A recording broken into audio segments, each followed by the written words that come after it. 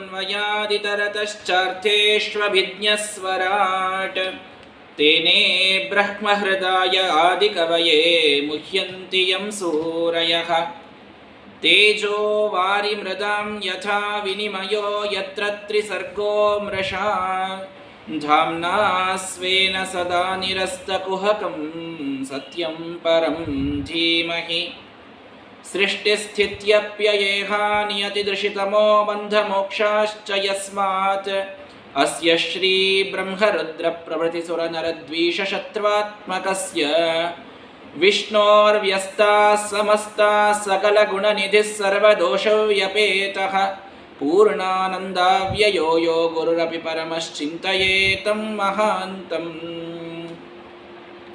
नरसिंहोऽखिलाज्ञानमतध्वान्तदिवाकरः जयत्यमितसज्ञानसुखशक्तिपयोनिधिः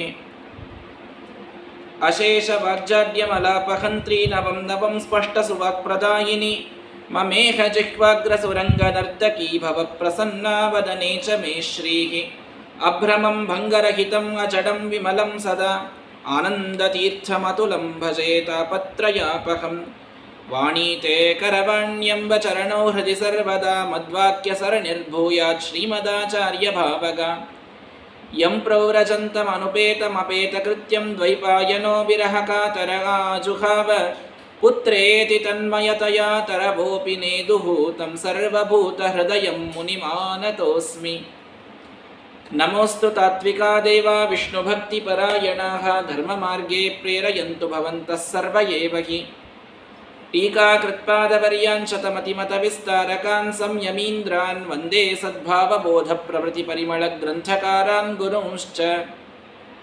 सद्धर्माख्यान्यतीन्द्रान् कविकुलतिलकान्यस्तगङ्गान्तरङ्गान् सत्यध्यानप्रमोदान् सकलगुरुकृपाकारसत्यात्मतीर्थान् विद्यापीठविधातारं विद्यावारिधिचन्दिरं विद्यार्थिवत्सलं वन्दे महामहिमसद्गुरुं बुधैरपि सुदुर्बोधे ग्रन्थेयन्मम साहसं तत्पारयन्तु निपुणाः गुरुपादरचक्कणाः समाश्रयेद्गुरुं भक्त्या महाविश्वासपूर्वकं निक्षिपेत् सर्वभारांश्च गुरोः श्रीपादपङ्कजे श्रीगुरुभ्यो नमः हरिः ओं हरिः ओं हरिः ओं स्वस्त्यस्तु अशेषसतां सन्मङ्गलानि भवन्तु श्लोकैकश्रवणपठनमात्रेण वक्तुश्च श्रोतॄणां निखिलकलिकतकल्मषापनोदनपटतरे धर्माद्यखिलपुरुषार्थसाधनीभूते श्रीमद्भागवते महापुराणे अद्य द्वितीयस्कन्धारम्भः हरिः ओं शक उवाच वरीयानीशते प्रश्नः कृतो लोकहितं नृप आत्मवित्सम्मतः पुंसां श्रोतव्यादिषु यः परः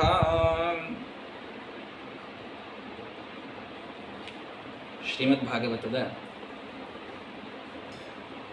ಪ್ರಥಮ ಸ್ಕಂದ ಪ್ರಾಯಃ ಪೃಷ್ಠಪದಿ ಸಪ್ತಾಹ ಇತ್ಯಾದಿಗಳಲ್ಲಿ ಕೇಳುವಾಗ ಒಂದೇ ಗಂಟೆಯೊಳಗೆ ಅದನ್ನು ಮುಗಿಸೇ ಬಿಟ್ಟಿರ್ತೇವೆ. ಬಂದು ಪರೀಕ್ಷಿತ ಪ್ರಾಯೋಪವೇಶಕ್ಕೆ ಡೈರೆಕ್ಟಾಗಿ ಕೂತು ಬಿಡ್ತಾನೆ.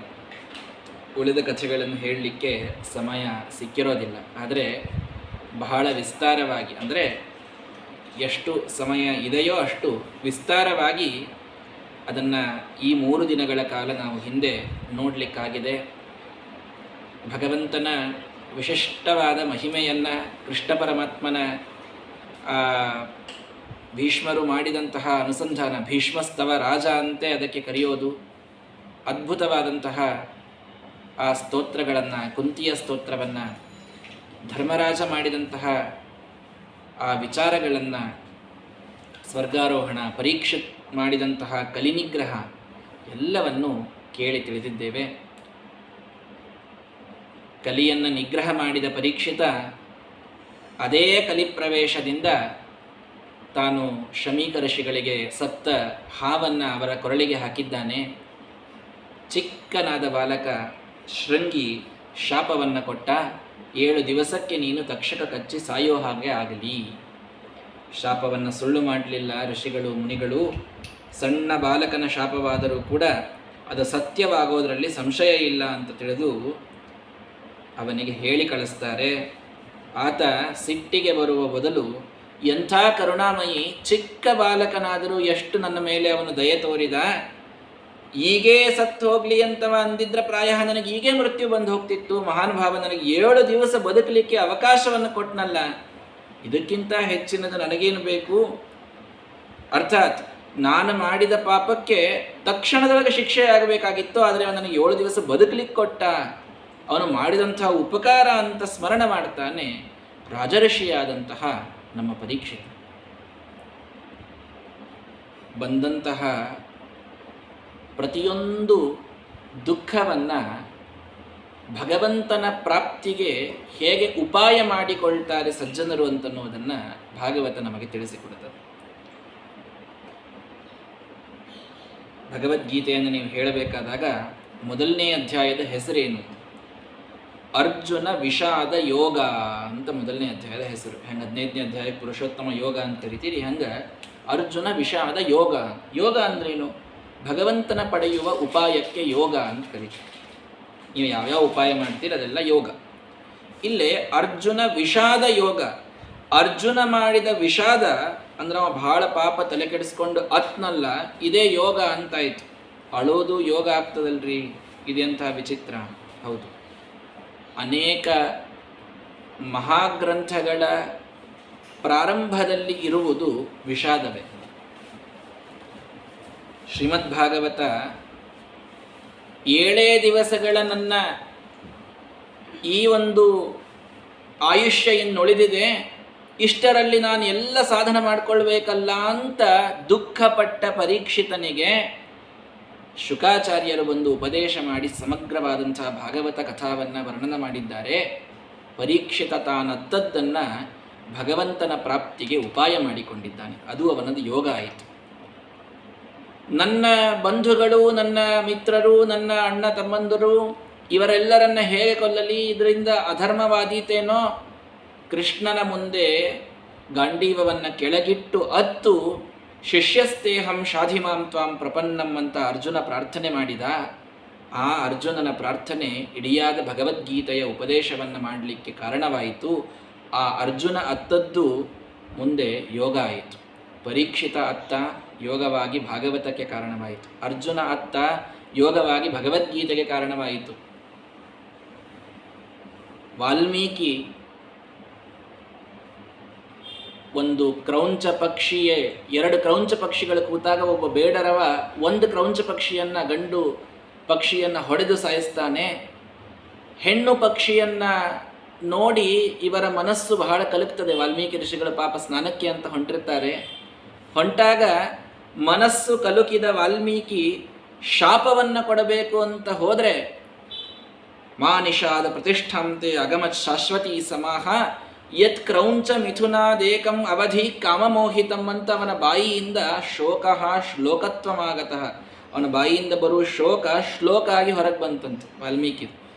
ಬಹಳ ಶೋಕ ಆಯಿತು. ಆದರೆ ಹಿಂದೆ ಯಾರೋ ಪ್ರಶ್ನೆ ಮಾಡ್ದಂಗೆ ಅನ್ನಿಸ್ತು, ನೀ ಈ ಶಾಪ ಕೊಡ್ಲಿಕ್ಕೆ ಸಮರ್ಥೆಯನ್ನು ನೋಡ್ಕೋ. ಯಾಕ ನೀನು ಹಿಂಗೆ ಬಿಲ್ಲು ಬಾಣ ಹಿಡ್ಕೊಂಡು ಯಾವುದೋ 4 ಪಕ್ಷಿ ಪ್ರಾಣಿ ಅಲ್ಲ ಮನುಷ್ಯರನ್ನೇ ಕೊಂದಂಥವ ನೀನಿಂಥ ಶಾಪ ಏನು ಕೊಡ್ತಿ ಅಂತ ಯಾರೋ ಕೇಳಿದಂಗಾಯ್ತಂತ. ಬಹಳ ಅತ್ತ ಅತ್ತ ಅತ್ತ ಬ್ರಹ್ಮದೇವರು ಬಂದು ಸಮಾಧಾನ ಮಾಡಿದರು. ಋಷಿಯಾಗಿ ನಿನ್ನ ಹಿಂದಿನ ಎಲ್ಲ ಪಾಪಗಳನ್ನು ರಾಮನಾಮದಿಂದ ತೊಳೆದುಕೊಂಡು ಪಶ್ಚಾತ್ತಾಪವನ್ನು ಪಟ್ಟು ಶ್ರೇಷ್ಠ ಅಪರೋಕ್ಷ ಜ್ಞಾನಿಯಾದಂಥ ನೀನೀಗ ವಾಲ್ಮೀಕಿ ಆದ್ದರಿಂದ ನಿನಗೆ ಅವಶ್ಯವಾಗಿ ಶಾಪ ಕೊಡುವ ಅಧಿಕಾರವಿದೆ. ಅವನು ಮಾಡಿದ್ದು ತಪ್ಪು ಅಂತ ಹೇಳುವ ಅಧಿಕಾರವಿದೆ. ಆ ತಪ್ಪು ನೀನು ಮೊದಲು ಮಾಡಿದ್ದು ನಿಜ, ಆದರೆ ಅದಾದ ಮೇಲೆ ಅದಕ್ಕೆ ಪಶ್ಚಾತ್ತಾಪ ಪಟ್ಟು ನೀನೀಗ ಹೊರಬಂದು ನೀನು ಅದರಿಂದ ಶುದ್ಧನಾಗಿದ್ದರಿಂದ ನಿನಗೆ ಅವಶ್ಯವಾಗಿ ಅವಕಾಶವಿದೆ. ನೀನು ಈ ಒಂದು ಏನು ನಿನ್ನಲ್ಲಿ ಆ ಒಂದು ಪ್ರಜ್ಞೆ ಉಳಿದಿದೆ, ಪಾಪ ಪ್ರಜ್ಞೆ, ಅದರಿಂದ ಹೊರಬರಲಿಕ್ಕಾಗಿ ಸಾಕ್ಷಾತ್ ರಾಮಾಯಣದ ರಚನೆಯನ್ನು ಮಾಡುವಂಥ ಬ್ರಹ್ಮದೇವರು ಮೊದಲು ವಾಲ್ಮೀಕಿಗೆ ಸಂಪೂರ್ಣ ರಾಮಾಯಣದ ಉಪದೇಶ ಮಾಡ್ತಾರೆ. ಆಮೇಲೆ ಆ ರಾಮಾಯಣವನ್ನು ವಾಲ್ಮೀಕಿ ಋಷಿಗಳ ರಚನೆಯನ್ನು ಮಾಡ್ತಾರೆ. ಹಾಗಾದರೆ ವಾಲ್ಮೀಕಿ ಋಷಿಗಳ ಅಳುವು ರಾಮಾಯಣಕ್ಕೆ ಕಾರಣವಾಯಿತು. ಅರ್ಜುನ ಅತ್ತದ್ದು ಭಗವದ್ಗೀತೆಗೆ, ಪರೀಕ್ಷಿತ ಅತ್ತದ್ದು ಭಾಗವತಕ್ಕೆ, ವಾಲ್ಮೀಕಿ ಅತ್ತದ್ದು ರಾಮಾಯಣಕ್ಕೆ, ಜನಮೇಜಯ ಅತ್ತದ್ದು ಮಹಾಭಾರತಕ್ಕೆ. ಎಲ್ಲೆಲ್ಲಿ ಅಳುವು ಕಂಡು ಬಂದದೋ ಅದೆಲ್ಲವನ್ನ ಮಹಾನುಭಾವರು ಭಗವಂತನನ್ನು ಪಡೆಯಲು ಯೋಗ ಮಾಡಿಕೊಂಡಂಥದ್ದನ್ನು ನಾವು ನೋಡ್ತೇವೆ. ನಮಗೇನು ಕಡಿಮೆ ಅಳುವುದ ವಿಚಾರ ಮಾಡ್ರಿ. ಇವತ್ತು ಅಳ್ಲಿಕ್ಕೆ ನಮಗೂ ಸಾಕಷ್ಟವ ಅಲ್ರಿ. ಮತ್ತು ನಾವು ಹತ್ತದ್ದು ಯಾಕೆ ಯೋಗ ಆಗಂಗಿಲ್ರಿ? ನಾವು ರಗಡ ದಿವಸ ಅತ್ತೆ ಅಳ್ತೀವಿ, ಪಾಪ ಕಣ್ಣು ವರ್ಷೋತೀವಿ, ಅಂದರೂ ಯೋಗ ಯಾಕೆ ಆಗಂಗಿಲ್ಲ? ಯಾಕೆ ಆಗಂಗಿಲ್ಲ ಅಂತಂದ್ರೆ ಯಾರ ಮುಂದೆ ಅಳ್ತೀರಿ ಅನ್ನೋದ್ರ ಮೇಲೆ, ಯಾರ ಮುಂದೆ ನಾವು ಅಳ್ತೇವೆ ಅಂತನ್ನೋದ್ರ ಮೇಲೆ ಇದು ನಿರ್ಭರವಾಗಿದೆ. ಅಳುವುದು ಸಾಮಾನ್ಯರ ಮುಂದೆ ಯಾರಿಗೋ ಫೋನ್ ಹಚ್ಚಿ 1 ಗಂಟೆ ನಾವು ಅಳ್ಕೋತ ಕೂತ್ರೆ ಅದು ಉಪಯೋಗ ಬೀಳೋದಿಲ್ಲ.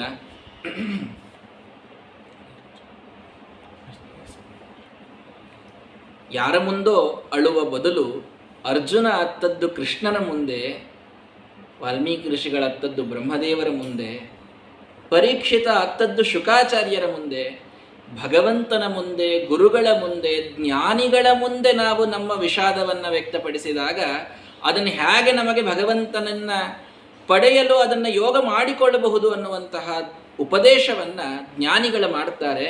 ಅದರಿಂದ ಭಗವಂತನನ್ನು ಪಡೆಯಲಿಕ್ಕೆ ಸಾಧ್ಯವಾಗ್ತದೆ. ಇದೇ ಭಾಗವತವೇ 3 ಕವಲಾಗಿ ಹರಿದು ಬಂದದ್ದನ್ನು ನಾವು ನೋಡುತ್ತೇವೆ.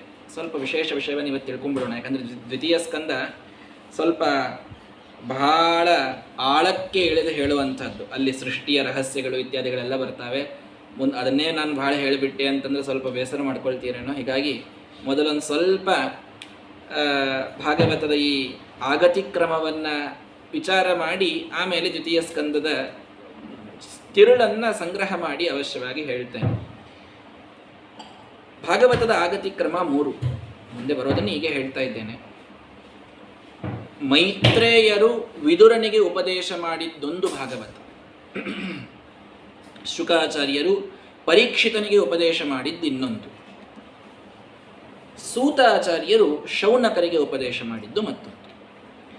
ಈ 3 ಭಾಗವತದ ಏನು ಪರಂಪರಾ ಅಂತನ್ನೋದು ಬಂದಿದೆ, ಈ 3 ಪರಂಪರೆಗಳಲ್ಲಿ ಕಾಮನ್ ಆದ ಫ್ಯಾಕ್ಟರ್ ಯಾವುದು? ಕಾಮನ್ ಆದ ಫ್ಯಾಕ್ಟರ್ ಯಾವುದು ಅಂದರೆ ಕಲಿ.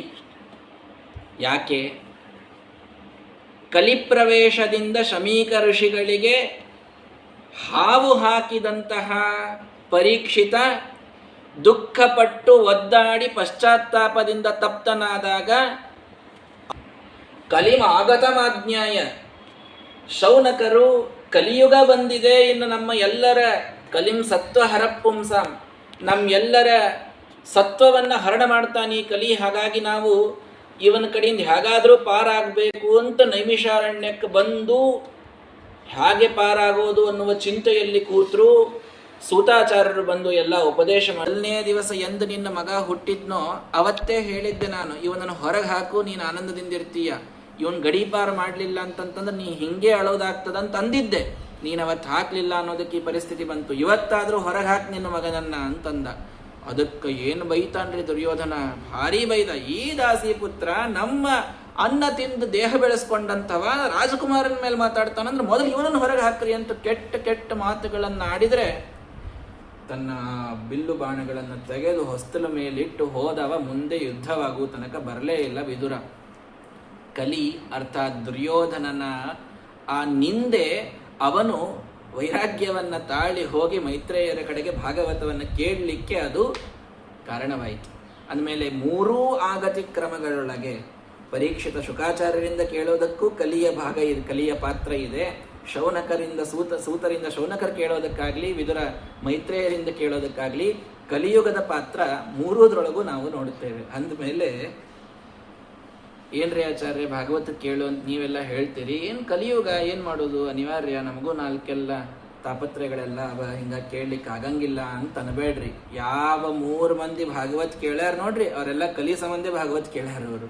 ಹಿಂಗಾಗಿ ಕಲಿಯಿಂದ ಕಲಿಬೇಕಾದದ್ದಿದೆ ಭಾಗವತವನ್ನ, ಹಾಗಾಗಿ ಕಲಿ ಬಂದ ಅಂತ ನಾವಿದನ್ನ ಬಿಡೋದು ಸಾಧ್ಯವಿಲ್ಲ. ಆದ್ದರಿಂದ ಆ ಕಲಿಯ ಒಂದು ಪಾತ್ರವನ್ನು ಮನಗಂಡು ಕಲಿಯುಗದೊಳಗೆಯೇ ಕೇಳಬೇಕಾದ ಕಥೆ ಇದು ಅಂತೆ ಸ್ಪಷ್ಟವಾಗಿ ಭಾಗವತವನ್ನು ಹೇಳುವಾಗ ಈ ಭಾಗವತವನ್ನು ಅತ್ಯಂತ ಶ್ರದ್ಧೆಯಿಂದ ನಾವು ಕೇಳಬೇಕು ಅನ್ನೋದನ್ನು ಮೊದಲಿಗೆ ತಿಳಿದುಕೊಳ್ಳೋಣ. ಹಾಗಾಗಿ ವಿಷಾದವನ್ನು ಪಟ್ಟಾಗ ಅದನ್ನು ಯೋಗ ಮಾಡಿಕೊಳ್ಳುವ, ಅದನ್ನು ಭಗವಂತನ ಪ್ರಾಪ್ತಿಗೆ ಉಪಾಯ ಮಾಡಿಕೊಳ್ಳುವಂತಹ ಒಂದು ವಿಚಾರ ನಮ್ಮಲ್ಲಿರಬೇಕು ಅಂತಂದರೆ ಗುರುಗಳ ಒಂದು ಸಮಾಗಮ ನಮಗಾಗಬೇಕು ಅನ್ನೋದನ್ನು ಭಾಗವತ ಸೂಕ್ಷ್ಮವಾಗಿ ತಿಳಿಸಿಕೊಡ್ತಾ ಇದೆ. ಅಂತಹ ಗುರುಗಳ ಸಮಾಗಮ ಈಗ ಪರೀಕ್ಷಿತನಿಗೆ ಆಗಿದೆ. ಪರೀಕ್ಷಿತ ಪ್ರಶ್ನೆಯನ್ನ ಮಾಡಿದ್ದಾನೆ. ಕೊನೆಯ ಕಾಲದೊಳಗೆ ಏನ್ ಮಾಡಲಿ, ಏನ್ ಮಾಡಬಾರ್ದು, ಏನೇನು ನನ್ನ ಕರ್ತವ್ಯಗಳು, ಏನು ಸ್ಮರ್ತವ್ಯ, ಏನು ಧ್ಯಾತವ್ಯ, ಏನು ಜಾಪ್ಯ, ಎಲ್ಲವನ್ನು ತಿಳಿಸ್ರಿ ನನಗೆ ಅಂತ ಪ್ರಶ್ನೆಯನ್ನ ಮಾಡಿದರೆ, ಮೊದಲೇ ಮಾತು ಶುಕಾಚಾರ್ಯ ಹೇಳಿದ್ದು, ವರೀಯಾನ್ ಏಷತೆ ಪ್ರಶ್ನ ಕೃತೋ ಲೋಕಹಿತಂ ನೃಪ. ನೀ ಈ ಪ್ರಶ್ನೆ ಮಾಡಿಯಲ್ಲ, ಇದೇ ಮೊದಲು ದೊಡ್ಡದು. ಇದು ಇಡೀ ಲೋಕಕ್ಕೆ ಹಿತವನ್ನ ಮಾಡುವ ಪ್ರಶ್ನೆಯನ್ನ ಮಾಡಿ. ಯಾಕೆ ಅಂದ್ರೆ ಭಗವಂತನ ಕುರಿತಾದ ಪ್ರಶ್ನೆಯನ್ನ ಮಾಡಿದೆಯಲ್ಲ, ಅದಕ್ಕಿಂತಲೂ ಶ್ರೇಷ್ಠವಾದದ್ದು ಮತ್ತೊಂದಿಲ್ಲ. ಪ್ರಶ್ನೆ ಮೊದಲು ದೇವರ ಬಗ್ಗೆ ಬರುವುದೇ ಇಲ್ಲ ನಮಗೆ. ಇನ್ನು ದೇವರು ಇದ್ದಾನೇನೋ ಅನ್ನೋ ಪ್ರಶ್ನೆ ಬರ್ತದೆ ಬೇಕಾದ್ರೆ. ಆದರೆ ದೇವರ ಉಪಕಾರ ಎಂಥದ್ದು, ದೇವರ ನಮಗೆ ಮಾಡಿದ್ದೇನು, ದೇವರ ಮಹಿಮಾ ಏನು, ಈ ಪ್ರಶ್ನೆ ನಮಗೆಂದೂ ಬರುವುದಿಲ್ಲ. ಅದು ಬಂತು ಅಂದ್ರೆ ಅಲ್ಲೇ ಅರ್ಧ ಗೆದ್ವಿ ಅಂತ ಅರ್ಥ. ಹಾಗಾಗಿ ಅಂಥ ಪ್ರಶ್ನೆಯನ್ನು ಮಾಡಿಯಪ್ಪ. ಶ್ರೋತವ್ಯಾನೀಹ ರಾಜೇಂದ್ರ ನೃಣಾಂ ಸಂತಿ ಸಹಸ್ರಶಃ, ಸಾವಿರಾರವ ಕೇಳಲಿಕ್ಕೆ, ತಿಳ್ಕೊಳ್ಳಿಕ್ಕೆ, ಮಾಡಲಿಕ್ಕೆ. ಆದರೆ ಮನುಷ್ಯ ಅದು ಯಾವುದಕ್ಕೂ ಪ್ರಯತ್ನ ಮಾಡುವುದಿಲ್ಲ.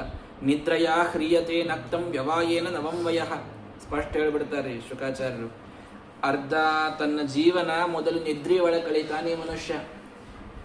ಇನ್ನ ಭಾರಿ ವಯಸ್ಸದ ಅಂತಂತಂದ್ರ ಅದನ್ನ ವ್ಯವಾಯದೊಳಗೆ, ಅದನ್ನು ಪೂರ್ಣ ತಾನು ಯೌವನಾವಸ್ಥೆಯನ್ನ ಅವನು ದಿವಾಚ ಅರ್ಥೇಹಯ, ಅರ್ಥವನ್ನ ಗಳಿಸುವಂತಹ, ಈಶ್ವರನ ಆರಾಧನೆಗೆ ಉಪಯೋಗಿ ಆಗದಂತಹ, ಅತ್ಯಂತ ಹೇಯವಾದಂತಹ, ಕೇವಲ ತನ್ನ ಕುಟುಂಬ ಭರಣವನ್ನು ಮಾಡಲಿಕ್ಕೆ, ತನ್ನ ಹೊಟ್ಟೆ ತುಂಬಿಕೊಳ್ಳಿಕ್ಕೆ ಅಷ್ಟೇ ಇರತಕ್ಕಂತಹ ವ್ಯವಹಾರವನ್ನ ಇಡಿಯಾದ ಹಗಲಿನಲ್ಲಿ ಮಾಡ್ತಾನೆ, ರಾತ್ರಿಯಲ್ಲಿ ಪೂರ್ಣ ಮಲಗಿ ಬಿಡುತ್ತಾನೆ.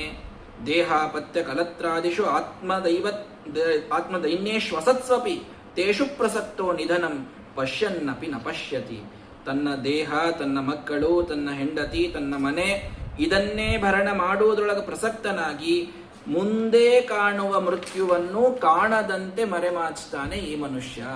ಇವನಿಗೆ ಮೃತ್ಯು ಕಾಣ್ತಾ ಇದೆ. ಯಾಕೆ ಅಂತಂದ್ರೆ ಎಂದ ಇವನು ಹುಟ್ಟಿದ್ನೋ ಅಂದೇ ಇವನ ಜೊತೆಗೆ ನಿಶ್ಚಿತವಾಗಿ ಬಂದದ್ದು ಮರಣ. ಜಾತಸ್ಯ ಹಿ ಧ್ರುವೋ ಮೃತ್ಯು. ಇದು ಇವನಿಗೆ ಗೊತ್ತಿದೆ.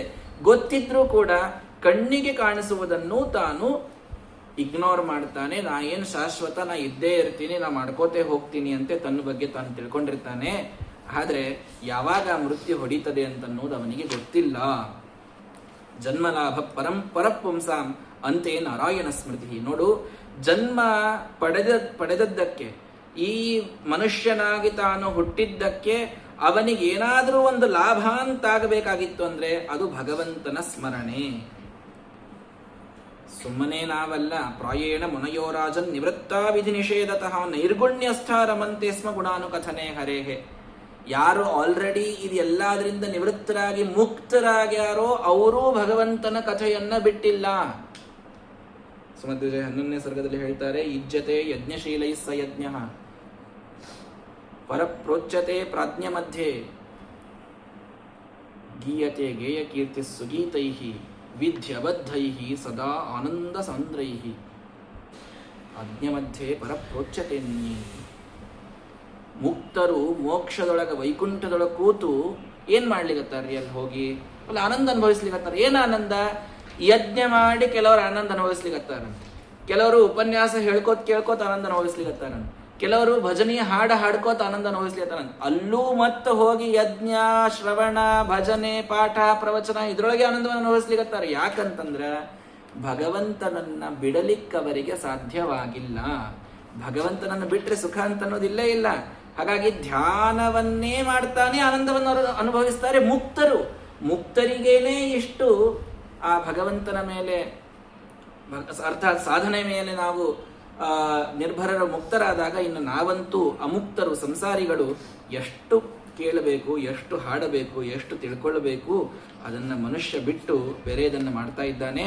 ಹಾಗಾಗಿ ನೀನು ಭಗವಂತನಲ್ಲಿ ಭಕ್ತಿಯನ್ನ ಮಾಡುವಂತಹ ಇದಂ ಭಾಗವತಂ ನಾಮ ಪುರಾಣಂ ಬ್ರಹ್ಮ ಸಂಹಿತಂ, ಪರಬ್ರಹ್ಮರಾದ ವೇದವ್ಯಾಸ ದೇವರೇ ಬರೆದಂತಹ ಈ ಭಾಗವತವನ್ನ ನಾನು ನಿನಗೆ ಹೇಳ್ತೇನೆ. ಅಧೀತವಾನ್ ದ್ವಾಪರಾದವು ಅಂತ ನಿನ್ನೆ ಹೇಳಿದನಲ್ಲ, ದ್ವಾಪರದಲ್ಲಿ ಕೃಷ್ಣ ಪರಮಾತ್ಮನ ಅವತಾರಕ್ಕೂ ಆದಿಯಲ್ಲಿ ರಚಿತವಾದಂತಹ ಈ ಭಾಗವತವನ್ನ ನಿನಗೆ ನಾನು ಹೇಳ್ತೇನಪ್ಪ. ತದಹಂತೆ ಅಭಿದಾಸ್ಯಾಮಿ. ಯಾಕೆ? ಮಹಾಪೌರುಷಿಕೋ ಭವಾನ್, ನೀನು ಮಹಾಪುರುಷ, ನೀನು ಅದ್ಭುತವಾದಂತಹ ಸಾಧನವನ್ನ ಮಾಡುವಂತಹ ವ್ಯಕ್ತಿ, ನೀನು ಮಹಾರಾಜರ್ಷಿ ಚಕ್ರವರ್ತಿ. ಹಾಗಾಗಿ ನಿನಗೆ ನಾನಿದನ್ನ ಅವಶ್ಯವಾಗಿ ಹೇಳ್ತೇನೆ. ಅಲ್ಲ,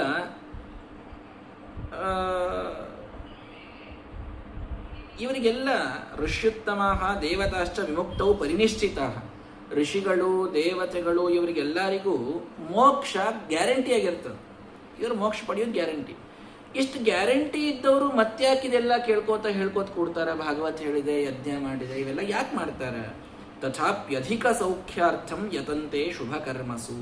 ಇದನ್ನೆಲ್ಲರೂ ಗೊತ್ತಿಟ್ಟುಕೊಳ್ರಿ. ಏನು ಅಂದ್ರೆ, ಭಗವಂತನನ್ನ ನಾವೇನು ನೋಡ್ತೀವಲ್ಲ, ಬಿಂಬದಲ್ಲಿ ಭಗವಂತ ಇದ್ದಾನೆ ನಮ್ಮ ಹೃದಯದ ಕಮಲದ ಮಧ್ಯದೊಳಗೆ, ಅದು ಬಿಂಬ ಮೂರ್ತಿ. ಅದನ್ನು ನಾವು ನೋಡೋದಕ್ಕೆ ಅಪರೋಕ್ಷ ಜ್ಞಾನ ಅಂತ ಕರೀತಾರೆ, ದೇವರನ್ನು ಪ್ರತ್ಯಕ್ಷ ನೋಡೋದಕ್ಕೆ.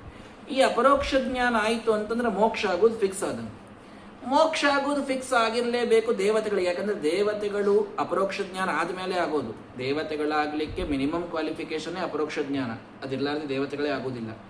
ಇನ್ನು ದೇವತೆಗಳಾಗಲಿಕ್ಕೆ ಅಪರೋಕ್ಷ ಜ್ಞಾನ ಬೇಕೇ ಅಂದಮೇಲೆ ಇವರಿಗೆ ಮೋಕ್ಷ ಅಂತೂ ನಿಶ್ಚಿತ ಆಯಿತು. ಮತ್ತ್ಯಾಕೆ ಇವರು ಸಾಧನ ಮಾಡ್ತಾರೆ, ಯಜ್ಞ ಮಾಡ್ತಾರೆ, ಪಾಠ ಹೇಳ್ತಾರೆ, ಇಷ್ಟೆಲ್ಲ ಬಂದ್ ಮಾಡ್ತಾರೆ ಅಂತಂದ್ರೆ, ಮೋಕ್ಷದಲ್ಲಿ ಮೋಕ್ಷ ಆಗೋದು ಖಚಿತ. ಆದ್ರೆ ಮೋಕ್ಷದೊಳಗ ಆನಂದದ ಅಭಿವೃದ್ಧಿ ಆಗ್ಲಿಕ್ಕೆ ಅಪರೋಕ್ಷ ಜ್ಞಾನ ಅನಂತರದಲ್ಲಿ ಶುಭ ಕರ್ಮಗಳನ್ನ ದೇವತೆಗಳು ಮಾಡ್ತಾರೆ. ಇದೆಲ್ಲರಿಗೂ ಗೊತ್ತಿರಬೇಕು. ಇನ್ನ ಮುಕ್ತರು ಯಾಕೆ ಮಾಡ್ತಾರ್ರಿ? ವಿಮುಕ್ತಾಸ್ತು ಸ್ವಭಾವೇನ ನಿತ್ಯಂ ಧ್ಯಾನ. ಅವ್ರಿಗೆ ಸ್ವಭಾವ, ಅಲ್ಲೇನು ಅವರಿಗೇನು ಕಾರಣ ಪ್ರಯೋಜನ ಇಲ್ಲೇ ಇಲ್ಲ. ಸ್ವಭಾವದಂತೆ ಧ್ಯಾನ ಯಜ್ಞ ಇತ್ಯಾದಿಗಳನ್ನ ಮುಕ್ತರು ಮಾಡ್ತಾರೆ. ಇನ್ನ ಅಪರೋಕ್ಷ ಜ್ಞಾನಿಗಳು ಮೋಕ್ಷದಲ್ಲಿ ಆನಂದಾಭಿವೃದ್ಧಿ ಆಗಲಿ ಅನ್ನೋದಕ್ಕೆ ಶುಭ ಕರ್ಮಗಳನ್ನು ಮಾಡ್ತಾರೆ. ಇನ್ನು ಸಾಮಾನ್ಯರು ನಾವೆಲ್ಲರೂ ಕೂಡ ಆ ಅಪರೋಕ್ಷ ಜ್ಞಾನ ಆಗ್ಲಿಕ್ಕೆ ಶುಭ ಕರ್ಮವನ್ನ ಮಾಡಬೇಕು ಅಂತ ಹೀಗೆ 3 ವಿಧವನ್ನ ನಮಗೆ ಮೊದಲಿಗೆ ತಿಳಿಸಿ, ನೀನು ಅದ್ಭುತವಾದಂತಹ ಈ